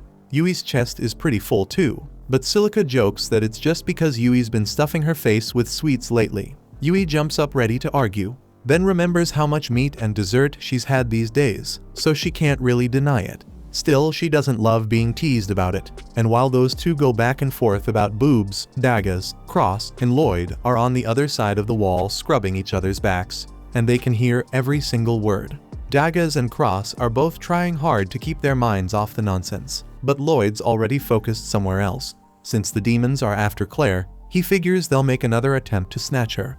A massive invasion inside the kingdom is unlikely, but sending in a smaller elite squad sounds a lot more realistic, so Lloyd needs to think of countermeasures. The plan was for everyone to stay here one night and leave the next morning, but Lloyd calls a meeting and tells the party he wants to remain in this town a few days longer because he has preparations to make. Dagas speaks up saying he also wants extra time since he's planning to upgrade his gear, and Silica adds she could use the break to practice her spells a bit, so she's fine with it too. Cross shrugs, doesn't really care either way, and says it's up to Yui, but with most of the group in favor of sticking around. Yui agrees to delay the departure a few days so everyone can get what they need done. When morning comes, Dagas heads out to check the weapon shops across town, but after searching most of the morning, he still hasn't found what he's after. While he's walking through the streets, he spots Yui and Claire near a boat, looking like they're about to go sightseeing. Yui calls out and asks what he's up to, so Dagas explains he's been hunting for a new shield since his current one is worn out, but he hasn't had any luck finding a replacement. He says he's already gone through every weapon shop in the city. Claire remembers passing by a shop tucked away in one of the alleys, but the place looked kind of shabby, so she's not sure he'll find what he's looking for there. Dagas then decides to give it a shot and makes his way to the spot. Once he steps inside, the place looks deserted at first.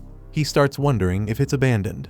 But then he notices rows of top-quality weapons hanging neatly on the walls, so he's certain he's in the right place.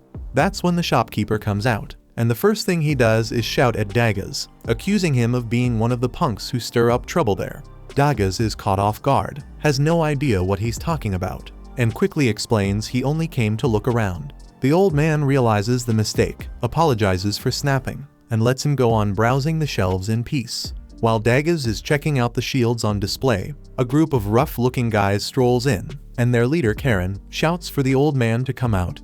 Right then, Karen spots Dagas browsing and looks surprised this dump actually has a customer. So he hollers across the shop asking if he's really here to buy something. Dagas doesn't get what these guys are up to, but he answers plain and simple that he's here to pick up a weapon. The second the words leave his mouth, the whole gang cracks up laughing. They assume he must be some nobody adventurer if he's wasting time in a rundown shop like this. But just then the owner appears and he's clearly pissed. Karen flashes a smug grin and asks how business has been lately, though he already knows because he's been messing with the shop every chance he gets. From the way he's talking, Dagas realizes Karen and his crew have been harassing the old man, so he steps forward.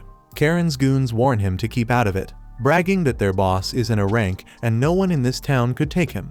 That might have been true if there wasn't an S-rank shield user standing right in front of them, though Karen has no clue who he's dealing with, and he keeps patting himself on the back for being a rank.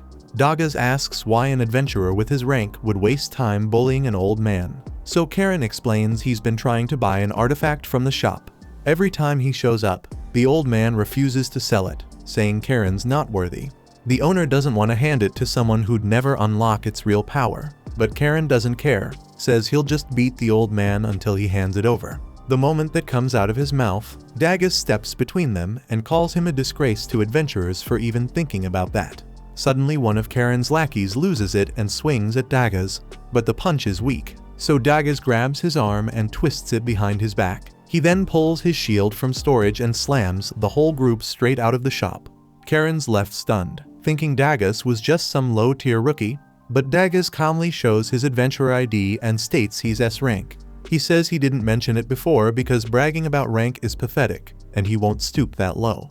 That shit leaves them speechless, and as Dagas shuts the door, they bark threats that he'll regret it. Meanwhile, after all that chaos, the old man makes up his mind and with Dagaz's attention, he says there's a favor he wants to ask of him. At the same time back at the inn, Lloyd is sitting at a table working on his magic when Yui and Claire return from their little sightseeing trip. Yui asks what he's up to, and he explains he's been trying to refine his support spells, though he's also thinking about picking up some new magic. He just hasn't decided what would be worth the effort. Yui suggests maybe he should learn some offensive magic. Lloyd says he could, but he doubts it would matter since Silica's attack spells are way stronger than anything he could pull off. And for once, Yui gets where he's coming from, because finding a mage on Silica's level is nearly impossible. At the same time, Silica is out in the forest pushing herself with training, because in the last fight, if Lloyd and Claire hadn't arrived when they did, she's certain they all would have died. She knows she can't keep depending on Lloyd to save the day, so she's determined to grow stronger, and that means leveling up her spells. She spends hours trying to control a high-tier fire spell, but each attempt keeps blowing up on her. Still, she refuses to quit since this is all part of the process. Back at the inn, while Lloyd and the others drink tea, Yui says it's fair to call Silica a prodigy when it comes to magic. But what really makes her special isn't raw talent. It's her refusal to stop until she masters a spell, no matter how hard it is or how long it takes. That persistence is showing right now as Silica keeps drilling her new spell. And at last, she begins to see progress. The blast doesn't blow up in her face this time. She's thrilled that she finally managed to keep control. But that excitement cost her, because she slips off the rock she's standing on, loses her footing, and the control over her spell collapses with it. So a massive explosion shakes the forest. Luckily, Silica survives mostly unharmed, and thanks her luck, she didn't end up setting the whole forest on fire. But she's frustrated at herself for such a dumb slip-up. Out in public, she's always aware of her surroundings, but when she's alone she tends to relax too much. Her clothes are ruined, so she figures it's better to wrap things up and head back for the day. Just as she's about to leave, she hears movement in the bushes, and her first thought is that it could be a monster. If that's the case, she's screwed since her mana's basically spent. Thankfully, it's only Dagaz stepping out from the brush. They both freeze for a moment when they run into each other, and Silica asks Dagaz what he's doing out here. He says it's kind of a long story, then explains that when the old shopkeeper mentioned a favor, he brought out a masterwork shield forged by the renowned smith Rians. The piece is called Aegis, and Karen has been trying to get his hands on it because it can block any attack and is practically unbreakable. Dagaz can tell at a glance the shield is something special, and the old man says it's so heavy most adventurers wouldn't be able to handle it right. So he refused to sell it to Karen rather than watch a work of art go to waste in the hands of someone unfit. Plus, Karen was a hassle, so even if he were strong enough to use it, the answer would still be no. With Dagaz it's different, and the old man says he's willing to give the shield to him. Dagaz is taken aback and says it's a lot to give away, and the man says it's fine, but he does have one condition. Since early this morning, people have been hearing strange explosions from the forest, and they're too scared to check it out. So he wants Dagaz to investigate in exchange for the shield. Silica knew the blasts were loud, but she had no idea her training was scaring the townspeople that much, and Dagaz points to the giant crater in the ground and says it's hard not to be afraid when spells with that kind of force are flying around. After that, Dagaz takes Silica to the old man, and she apologizes over and over for the trouble she caused. The man says it's alright since Silica fixed the crater she made, so there was no harm done. He tells Dagaz he can take his shield now, but Dagaz says he doesn't feel like he earned it since his friend was the one behind the disturbance in the first place. Even so, the man wants him to have it anyway because he respects Dagaz as an adventurer. Back home, Silica and Dagaz tell the others everything that happened today, and Dagaz shows them the shield he was given.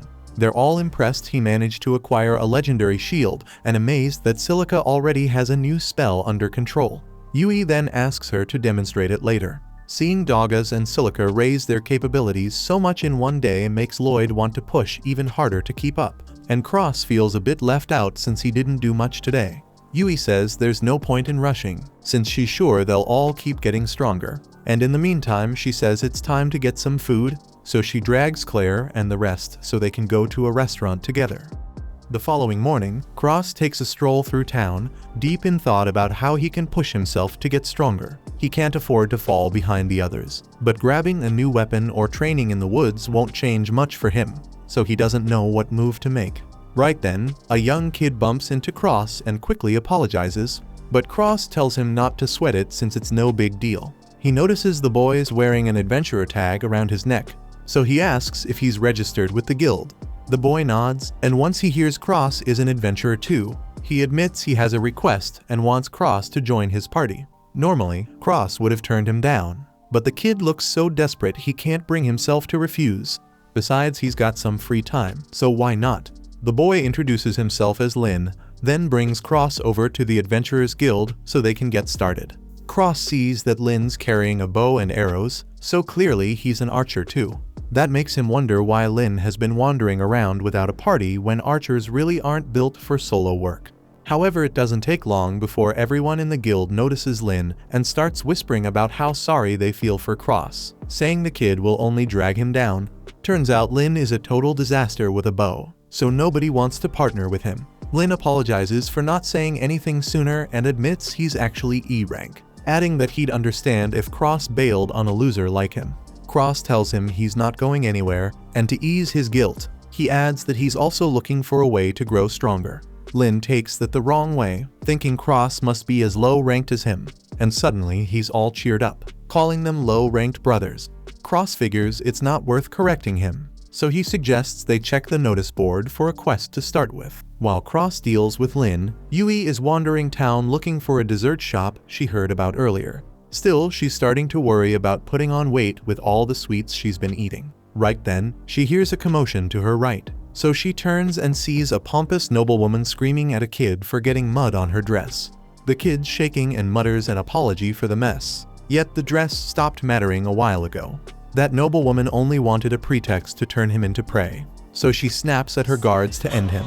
And that grin on her man's face says everything, because he's been itching for a reason to kill for ages. The townsfolk know it's wrong and want to step in, but she's from the hated House Wendy, so anyone who moves now just signs up to be her next victim. The soldier lifts his blade, ready to carve the kid up, when Yui shouts for him to stop. The woman flies into a rage and declares that no one interferes with the orders of someone as powerful as her. Yui has no idea who this woman is, and she couldn't give a damn either. All she sees is a ratchety, big-back old hag who gets off on bullying the weak, and she isn't having it. The woman gets flustered and orders her men to cut Yui down first, so the whole squad charges without blinking. Yui tells the boy to bolt while he can, and as the guards swing, she whips a sword out of storage and sets her stance. The men are thrown off since a second ago she had no weapon, and normally seeing a move of that sort would be enough for me to rethink whether I really want to be fighting this person. Even so, the woman barks at them to keep going, so they obey. At the same time, Cross and Lin are out on their first assignment, aiming to wipe out a batch of red slimes. Cross figures a mission of this sort should be easy to clear, even with Lin's abysmal aim, so he pulls his bow from storage and lines up a shot. However, he slips and forgets he's posing as low rank, so when Lin notices the storage trick, Cross smooths it over and says it's just a basic spell a friend taught him. Anyway, time to handle the slimes, so Cross sights in and sends a few arrows clean through the cores of 3. Lin says Cross is amazing, but Cross tells him he can't just sit and watch, so he should try putting a few shots in too. Lin nods and gives it his best, loosing a handful of arrows at the slimes, but he's aiming worse than my ranked teammates, so getting him up to speed is going to take forever. Back in town, Yui is still trading blows with the guards, and the noblewoman can't process why her men keep failing against a single girl. The crowd eventually puts a name to the face, recognizing Yui as the sword prodigy who hit S rank at 16, so the onlookers finally get why the guards can't put her down. And to be real, she's probably holding back so she doesn't end up killing anyone by accident. Yui tells the noblewoman it's time to quit, but the woman still has one trick ready, so she gives a tiny signal to the mage hidden in the crowd. At that moment, a magic circle flares under Yui's feet, and in the next beat chains of sorcery snap tight around her. Those bindings start draining her mana bit by bit until movement slips away, so fighting back isn't on the table now. The noblewoman orders her men to finish Yui for good, yet the ruckus draws a traveler passing by, and the newcomer drops down to see what's happening. It isn't her place to preach peace, but 4-on-1 is a joke, so she decides to level the field. It looks like she only takes a single step. Then, in the very next instant, every one of the noblewoman's guards collapses unconscious as if someone unplugged them. Yui is the only set of eyes that tracks it, since in that split second the woman blazed behind each guard and returned to where she started. She was so fast she could have taken a nap and been back before anyone blinked. And while Yui generally avoids taking lives, this woman has no issue bringing back a head or two as a souvenir if pushed, so when she leans in and lays down a threat, the noblewoman drops in a dead faint. With the skirmish done, Yui thanks the stranger for the save, then adds a favor she's been holding on to. The woman's speed is insane, so Yui says she wants to learn how to reach that level. The woman answers that Yui is already frighteningly strong for her age, so there's no need to rush growth. But Yui explains she has her reasons. There's a white mage in her party named Lloyd, and he's the real deal, so she needs to get stronger to make sure she isn't dead weight on him. The woman stiffens at Lloyd's name. Then it clicks that Yui must be the leader of the party Merlin talked about. The traveler turns out to be one of Merlin's former teammates, and now Yui has her full attention, so she agrees to train her for a bit.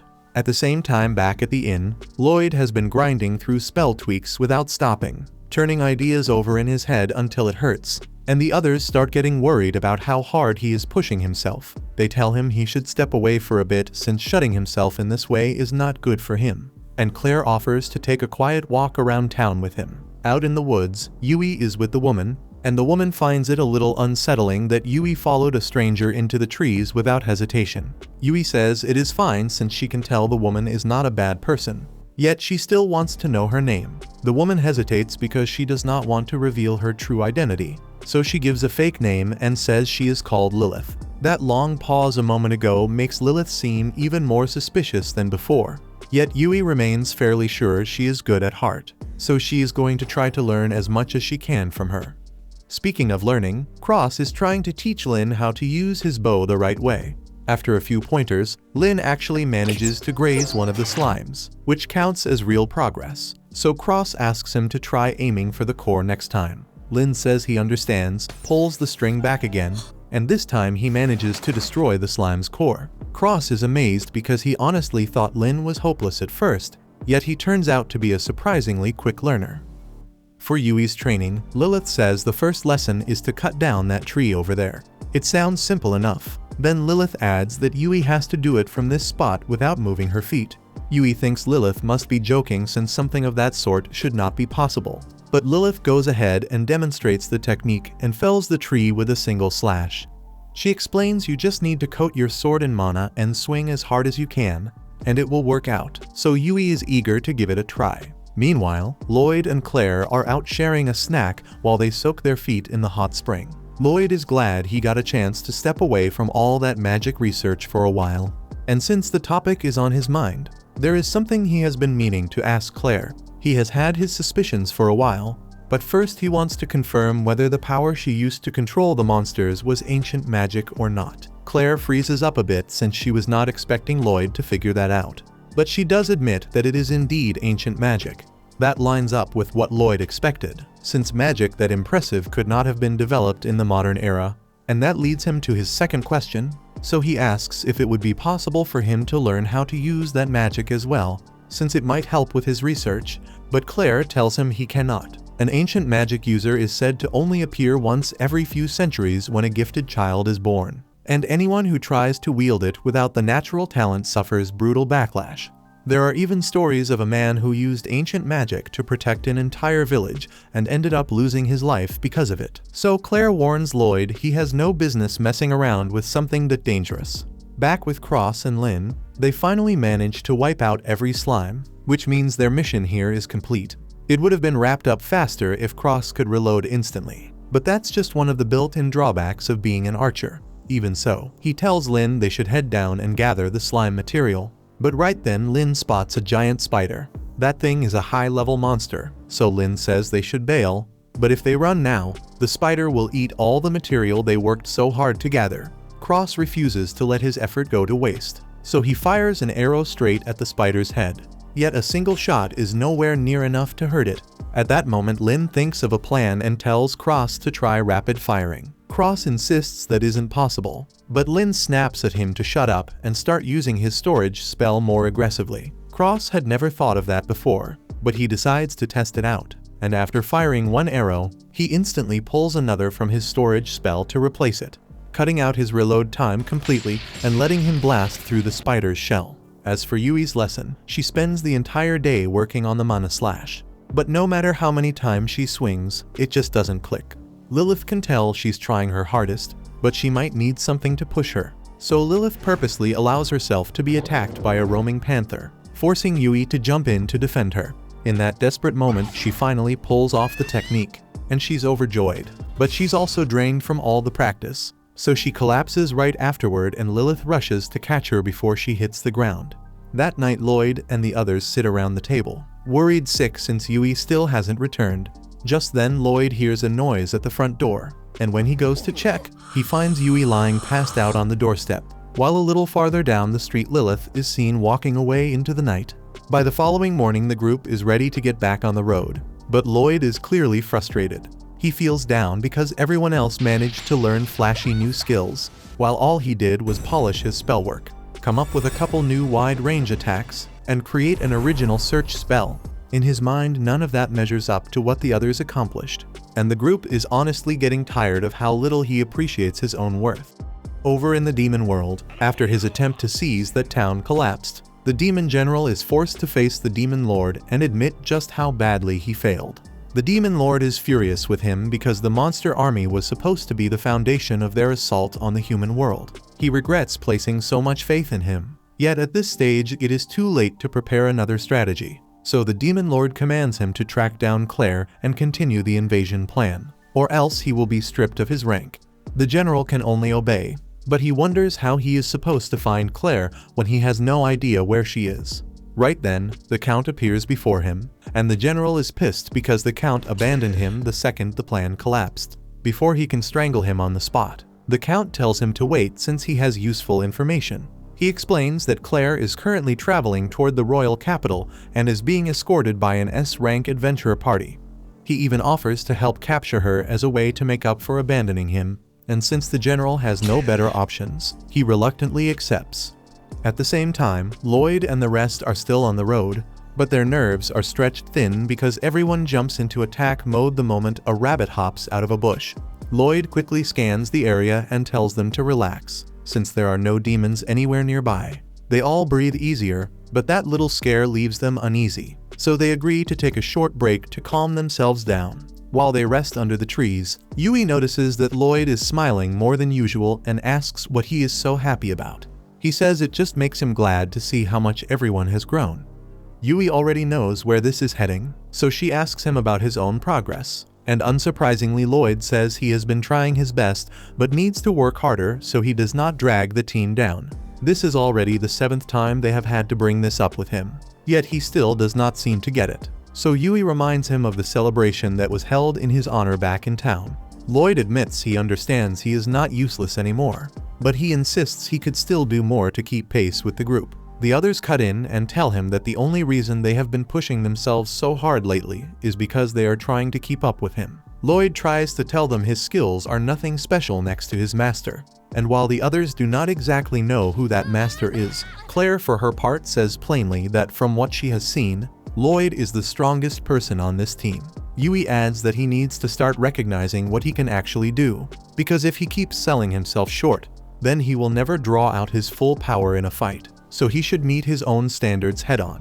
Lloyd was barely tracking the lecture a moment ago. Still, he understands what his friends are trying to say, and from there he promises to be more confident in himself moving forward. At the same time, the one who saddled Lloyd with those confidence issues in the first place is already in the royal capital searching for an old friend. Her trail leads straight to the royal castle, so she heads for the gate, but the guards stop her since only authorized visitors may enter.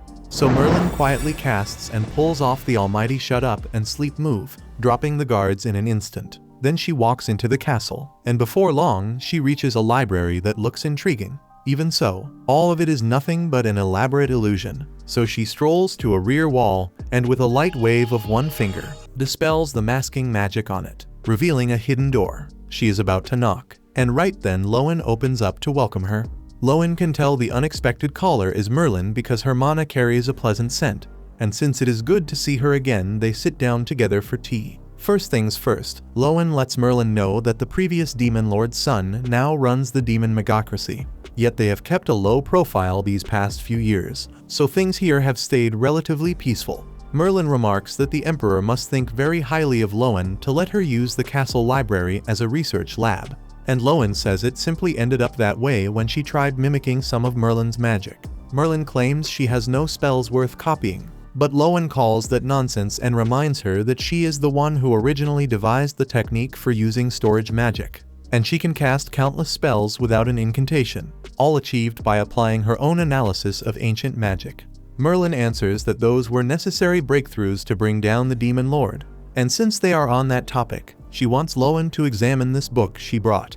It is only half of the original grimoire, yet Merlin wants Lowen to confirm whether it still holds the power to seal the Demon Lord away. Lowen asks whether Merlin believes the Demon Lord intends to move again, and Merlin says it is merely a possibility for now, so she wants to be ready in case the worst comes to pass.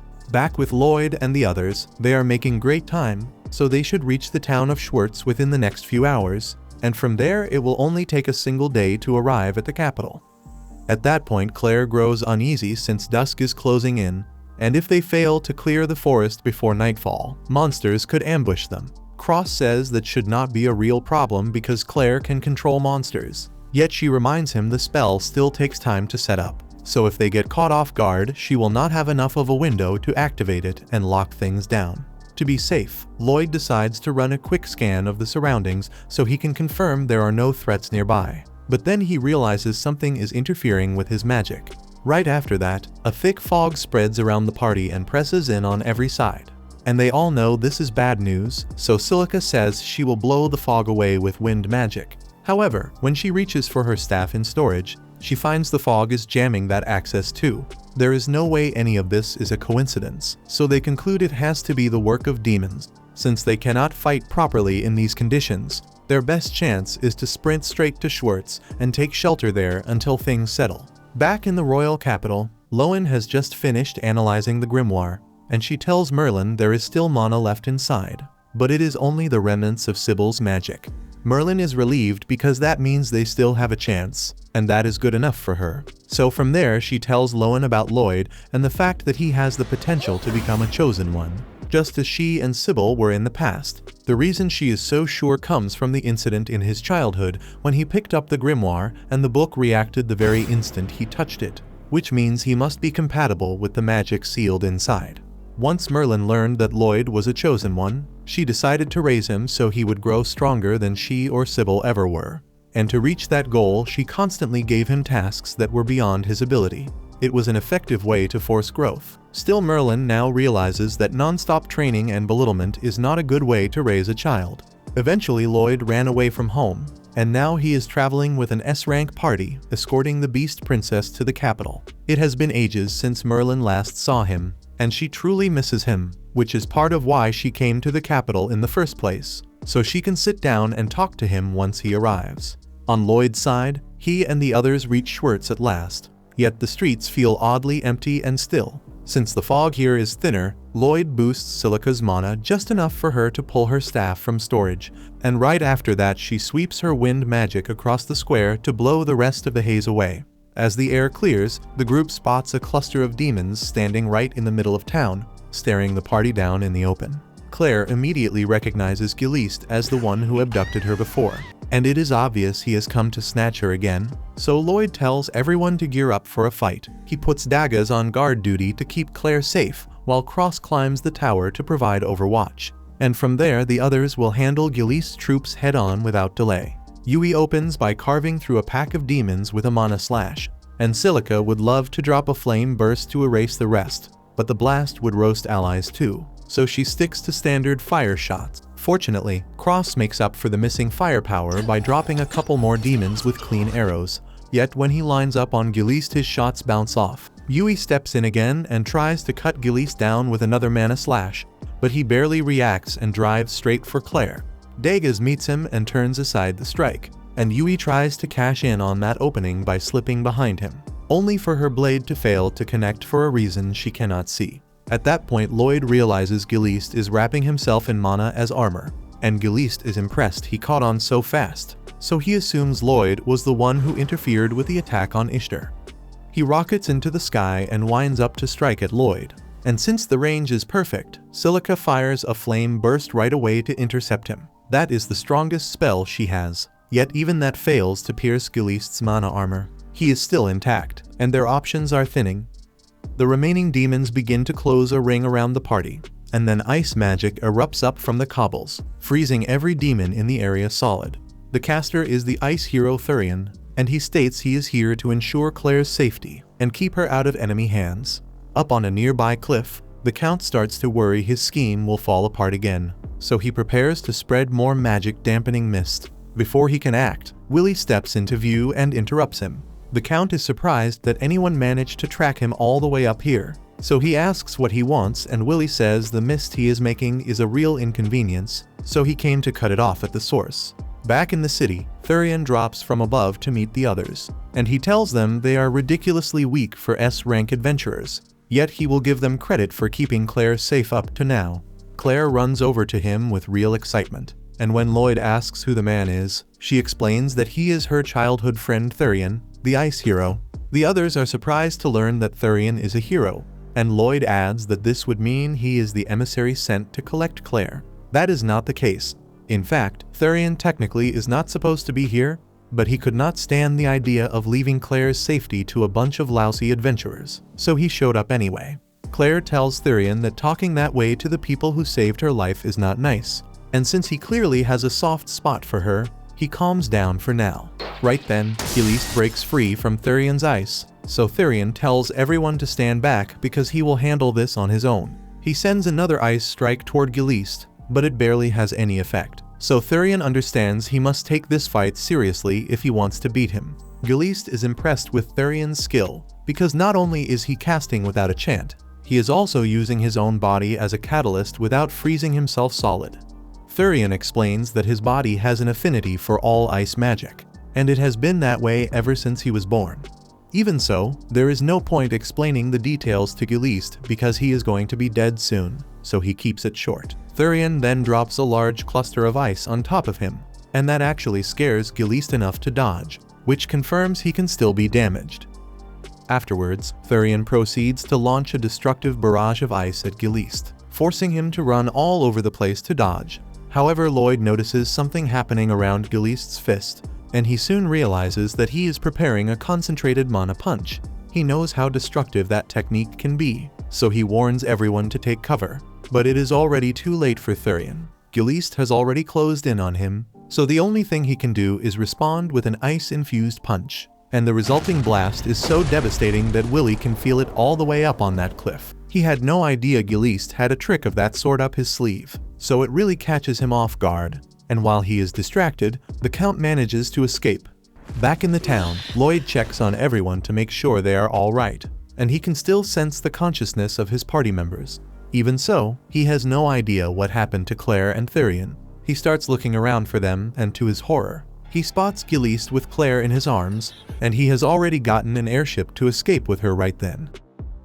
Thurian pulls himself up and shoots an ice pillar beneath his feet, trying to chase Gilist down and snatch Claire back, and for a moment, it looks like he might just make it. But his ice was never meant to reach that high, and sure enough, it shatters beneath him, sending him tumbling. Even for someone like him, a fall like that could be fatal, so Lloyd quickly tells Silica to use an air cushion. Thanks to Lloyd's fast call, Thurian lands in one piece, but he's still desperate to go after Claire. Lloyd stops him, pointing out that the airship is already at cruising altitude, and there's no way he can catch up now, so the best shot they've got is letting Lloyd handle it. Thurian is pissed that Lloyd thinks he can do a better job saving Claire, but the others remind him he already tried and failed. So honestly, anyone has a better chance at this point. Plus, if it weren't for Lloyd's directions just now, he would have been a bloody mess on the ground, so maybe he should show a little trust. Thurian realizes he's out of options, so he reluctantly agrees, warning Lloyd not to slow him down. Lloyd thanks him for putting his faith in him and says he's got a plan to get Claire back. But it's going to take a hell of a lot of Thurian's power to pull it off. Over on the airship, Gilist is busy praising Count Michel for creating such an incredible vessel. He wonders why Michel didn't just unleash this thing from the skies back during the invasion of Ishtar. But Michelle explains that it's still a prototype, and this flight is its first real run. That makes Giliste a little uneasy, but Michelle assures him it's safe. There's no chance of a sudden failure, because he finally found the perfect power source, a fragment of the former Demon Lord's body. That leaves Giliste stunned, so he presses for details. Michelle explains that after the last Demon Lord was defeated, his body was destroyed, but Michelle managed to claim a fragment that still carried immense magical energy. By analyzing its life force, he discovered a way to pull out near infinite mana. Giliste is horrified by what he's hearing, since Michelle is basically siphoning power from the former Demon Lord's soul, and the man looks downright proud of it. Michelle says he wants to witness all kinds of curiosities in this world, especially the sight of monstrously strong creatures, and just imagining them all under his command has him way too excited for comfort. Giliste stares at him in disgust, realizing this bastard is crazier than he is. Before the Count can spew anything else outrageous, an alarm blares, and both of them turn to the monitors to see Lloyd and the others closing in. They manage to climb this high using Thurian's ice in tandem with the anti-gravity magic Lloyd picked up recently. He still needs to iron out some bugs since the range stays limited. Yet for this setup it works perfectly. The group eventually boards the ship and demand Claire's release on the spot, so Giliste sprints to the top deck to face them.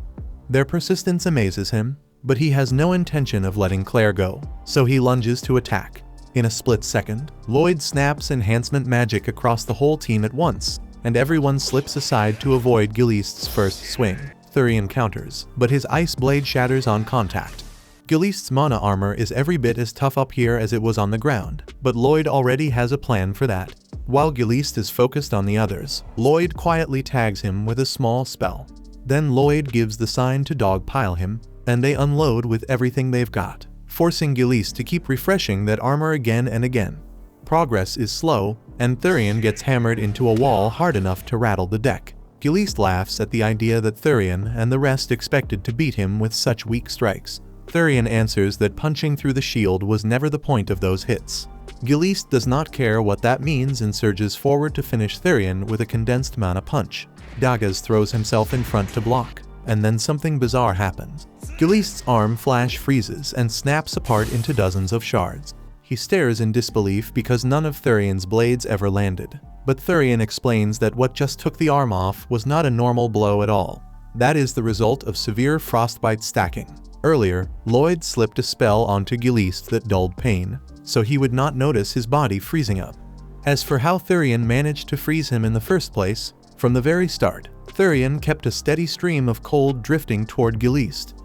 Under normal circumstances, Giliste would have walled that out with his mana armor, yet he was so busy fending off the rest of their strikes that he failed to notice the slow bite of the chill working through him. Everything unfolds exactly the way Lloyd drew it up, and with one arm gone, Giliste has no real shot against the team. Lloyd demands that he hand Claire over immediately, and Giliste, rattled by the thought of losing, spins on his heel and bolts for the lower deck.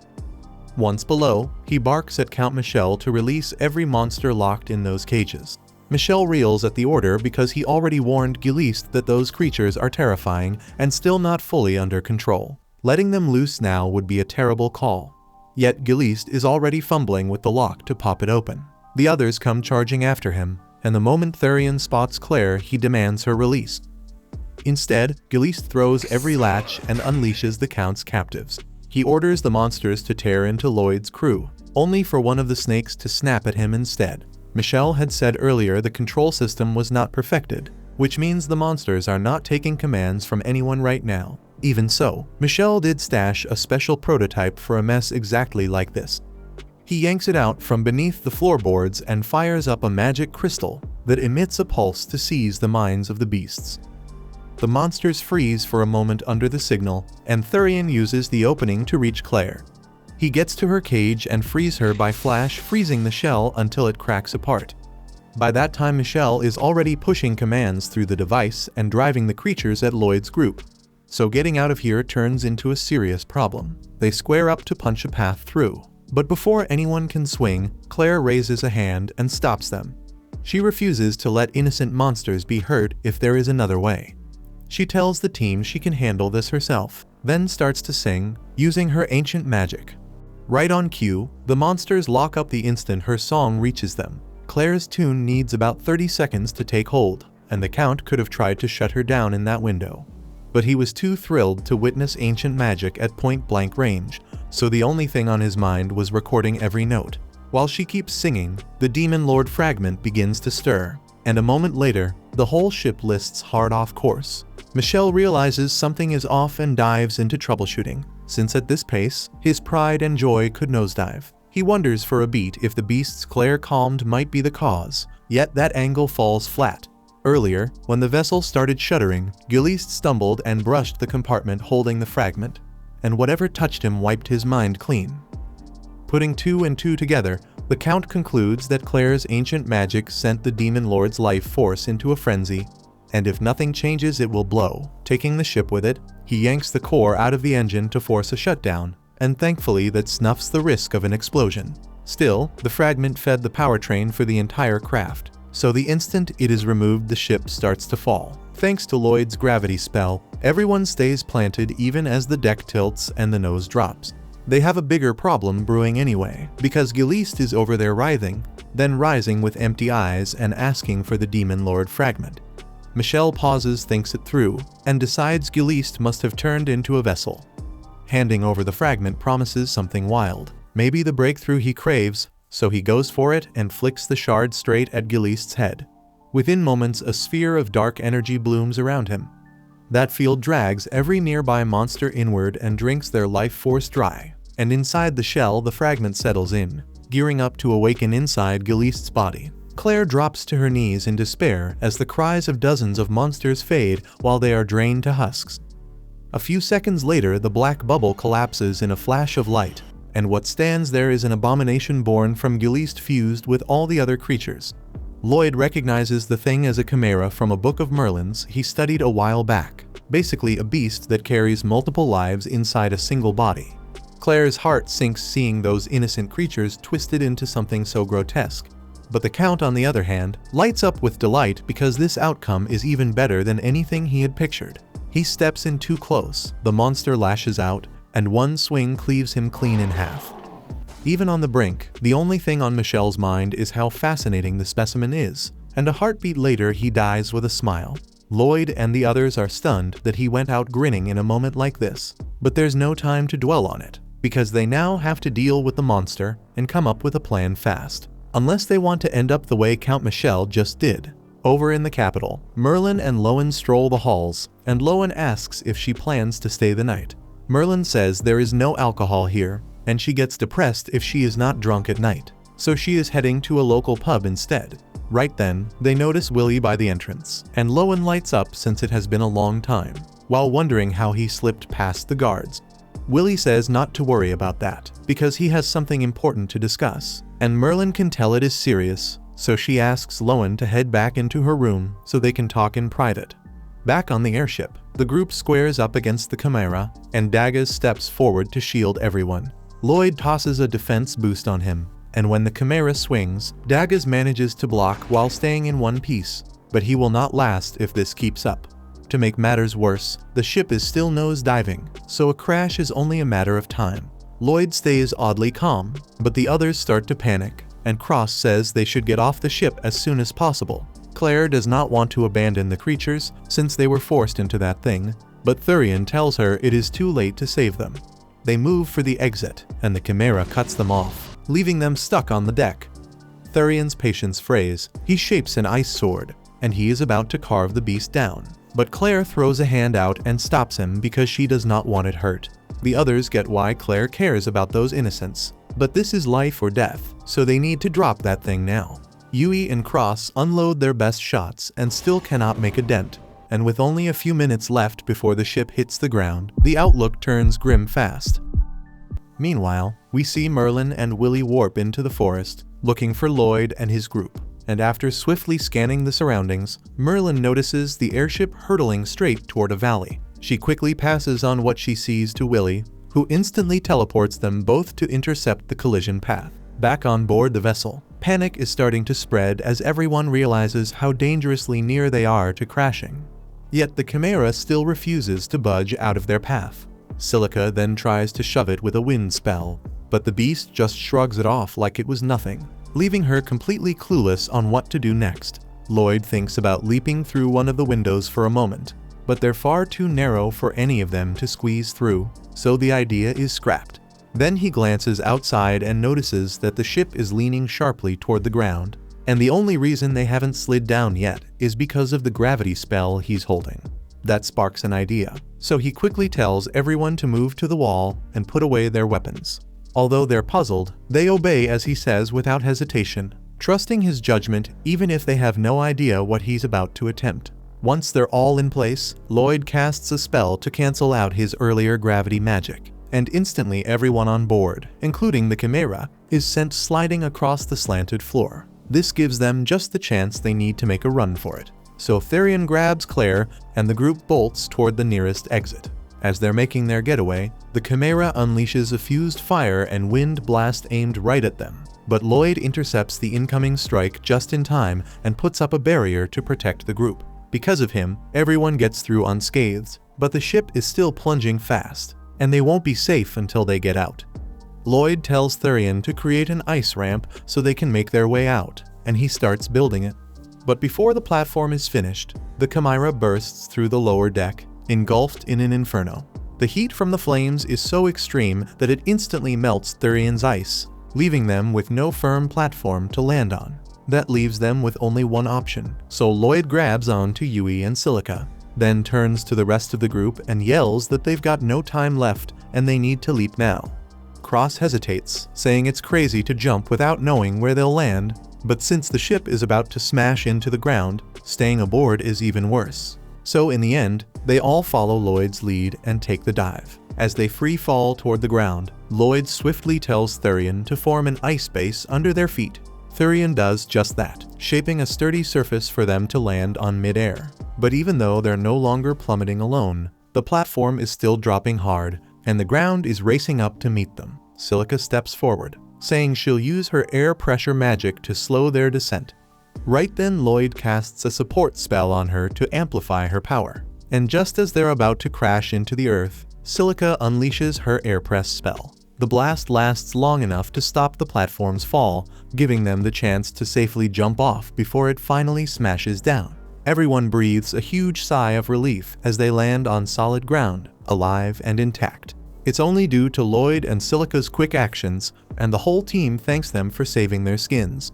Therion, on the other hand, is left speechless. He always thought that depending on a group was a weakness, but he couldn't deny that without Lloyd's lead, none of them would have lived through that. A few moments later, the airship slams into the earth right beside them and blows up in a massive wave of fire. Thankfully, they escaped in time, but the Chimera was still on board when it went down. Claire is devastated, assuming that all the innocent monster souls fused inside the beast were destroyed in the blast. But then suddenly, a bone-rattling roar echoes from the wreckage. The group turns in horror to see the Chimera crawl out of the flames, completely untouched.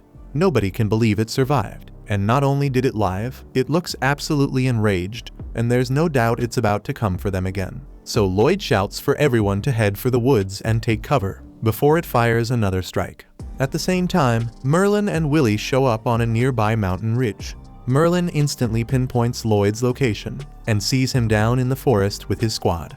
She watches them slip into cover and wonders what the hell he's planning. Back in the forest, Lloyd's squad is in full panic mode, unsure what to do next, because none of them has ever faced anything like this before. But Lloyd thinks he might have a plan, and he remembers when Claire used her ancient sorcery aboard the ship to calm the beasts, and how it triggered a reaction in some of the Count's leftover spellwork. And that was right around when Giliste started acting strangely.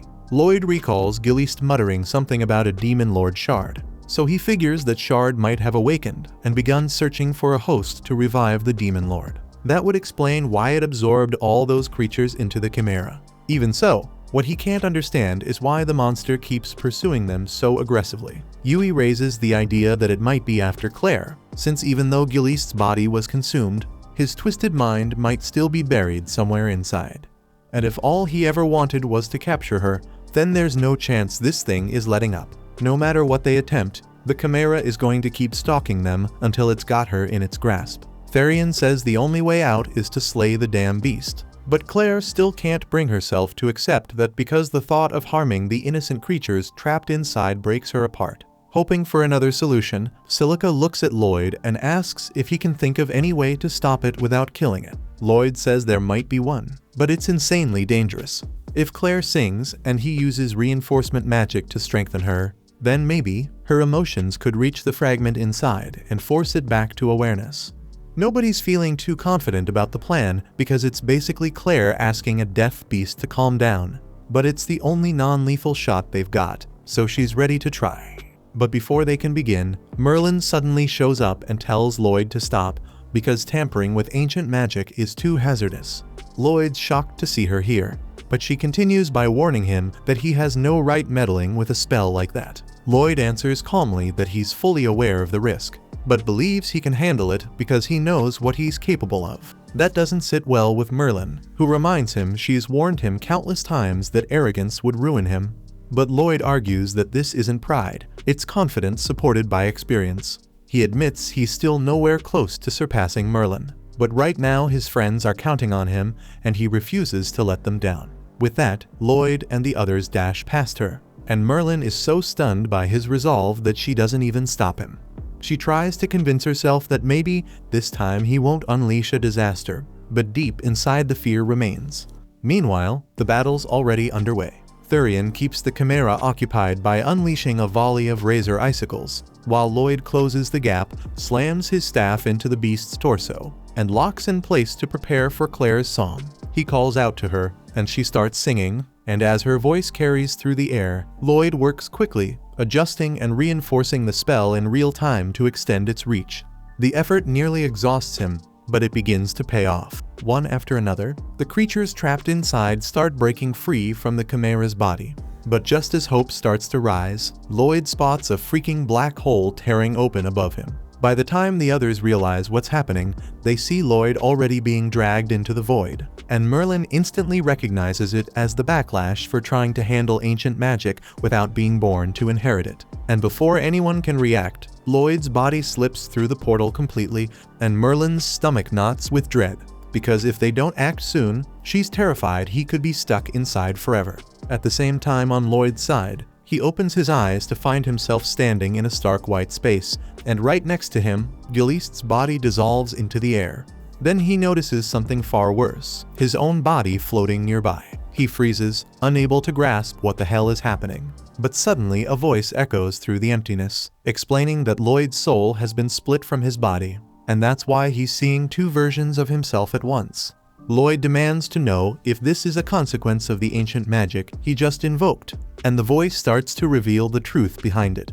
It goes on to explain that ancient magic was a force left behind by beings who had already surpassed human comprehension. These entities bent reality itself, forging new spells that broke the natural laws of the world.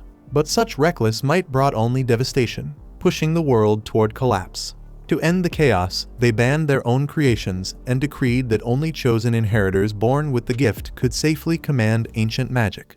And to safeguard the world, they cast a massive binding spell across the entire planet, so that anyone daring to use ancient magic without that birthright would lose control of their mana and self-destruct.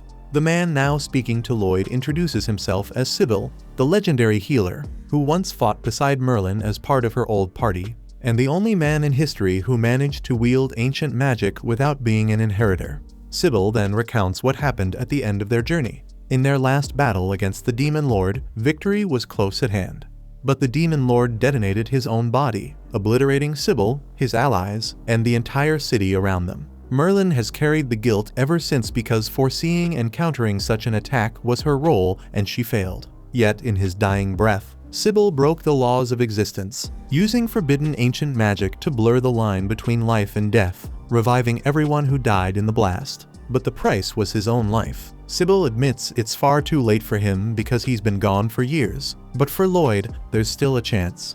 The tear in the world's barrier hasn't closed yet, and if Lloyd acts quickly, he can still make it back. But Lloyd has no clue how the hell he's supposed to pull that off. So he asks Sybil what to do.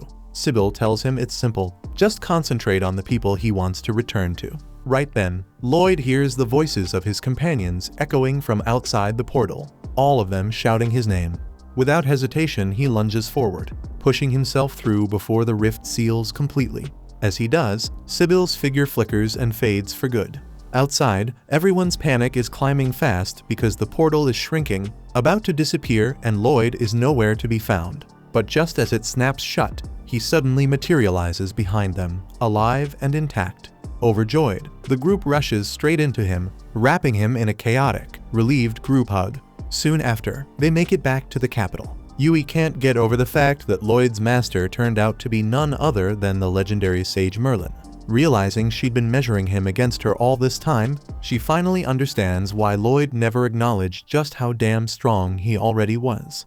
And as a reward for their outstanding performance, the team receives a huge bonus from the king, and to top it off, they're gifted an entire mansion to live in, meaning they'll be staying in the capital for a while. That's when Lloyd notices Lowen sniffing at him. She casually remarks that he smells incredible, which is flattering, but also pretty damn unsettling since she just did it out of nowhere. Merlin steps in and explains that Lowen is an old companion of hers with the ability to sense mana by scent. Even so, Lloyd can't help but notice the entire party suddenly goes quiet the second Merlin shows up. And honestly, who could blame them, because to most adventurers, Merlin's less like a human and more like a divine figure, so of course they're nervous as hell. Merlin then walks right up to Lloyd and asks if he'll consider heading back home with her. But after glancing at the amazing friends he's made here, there's no way he can walk away from them. He tells her he intends to keep adventuring in the capital while learning new forms of magic. Plus, living with Merlin is more hassle than it's worth sometimes, and he'd rather stay put. That answer makes her burn with anger and embarrassment, and in her frustration, she ends up blasting the place sky high. Later, the crew settles into the new mansion. Dagus points out that none of this would have been possible without Lloyd, though Lloyd still insists he's not good enough. They can't believe he still thinks that way, but they know that's just who he is. And together, they look forward to whatever adventure comes next. Thank you for watching to the end.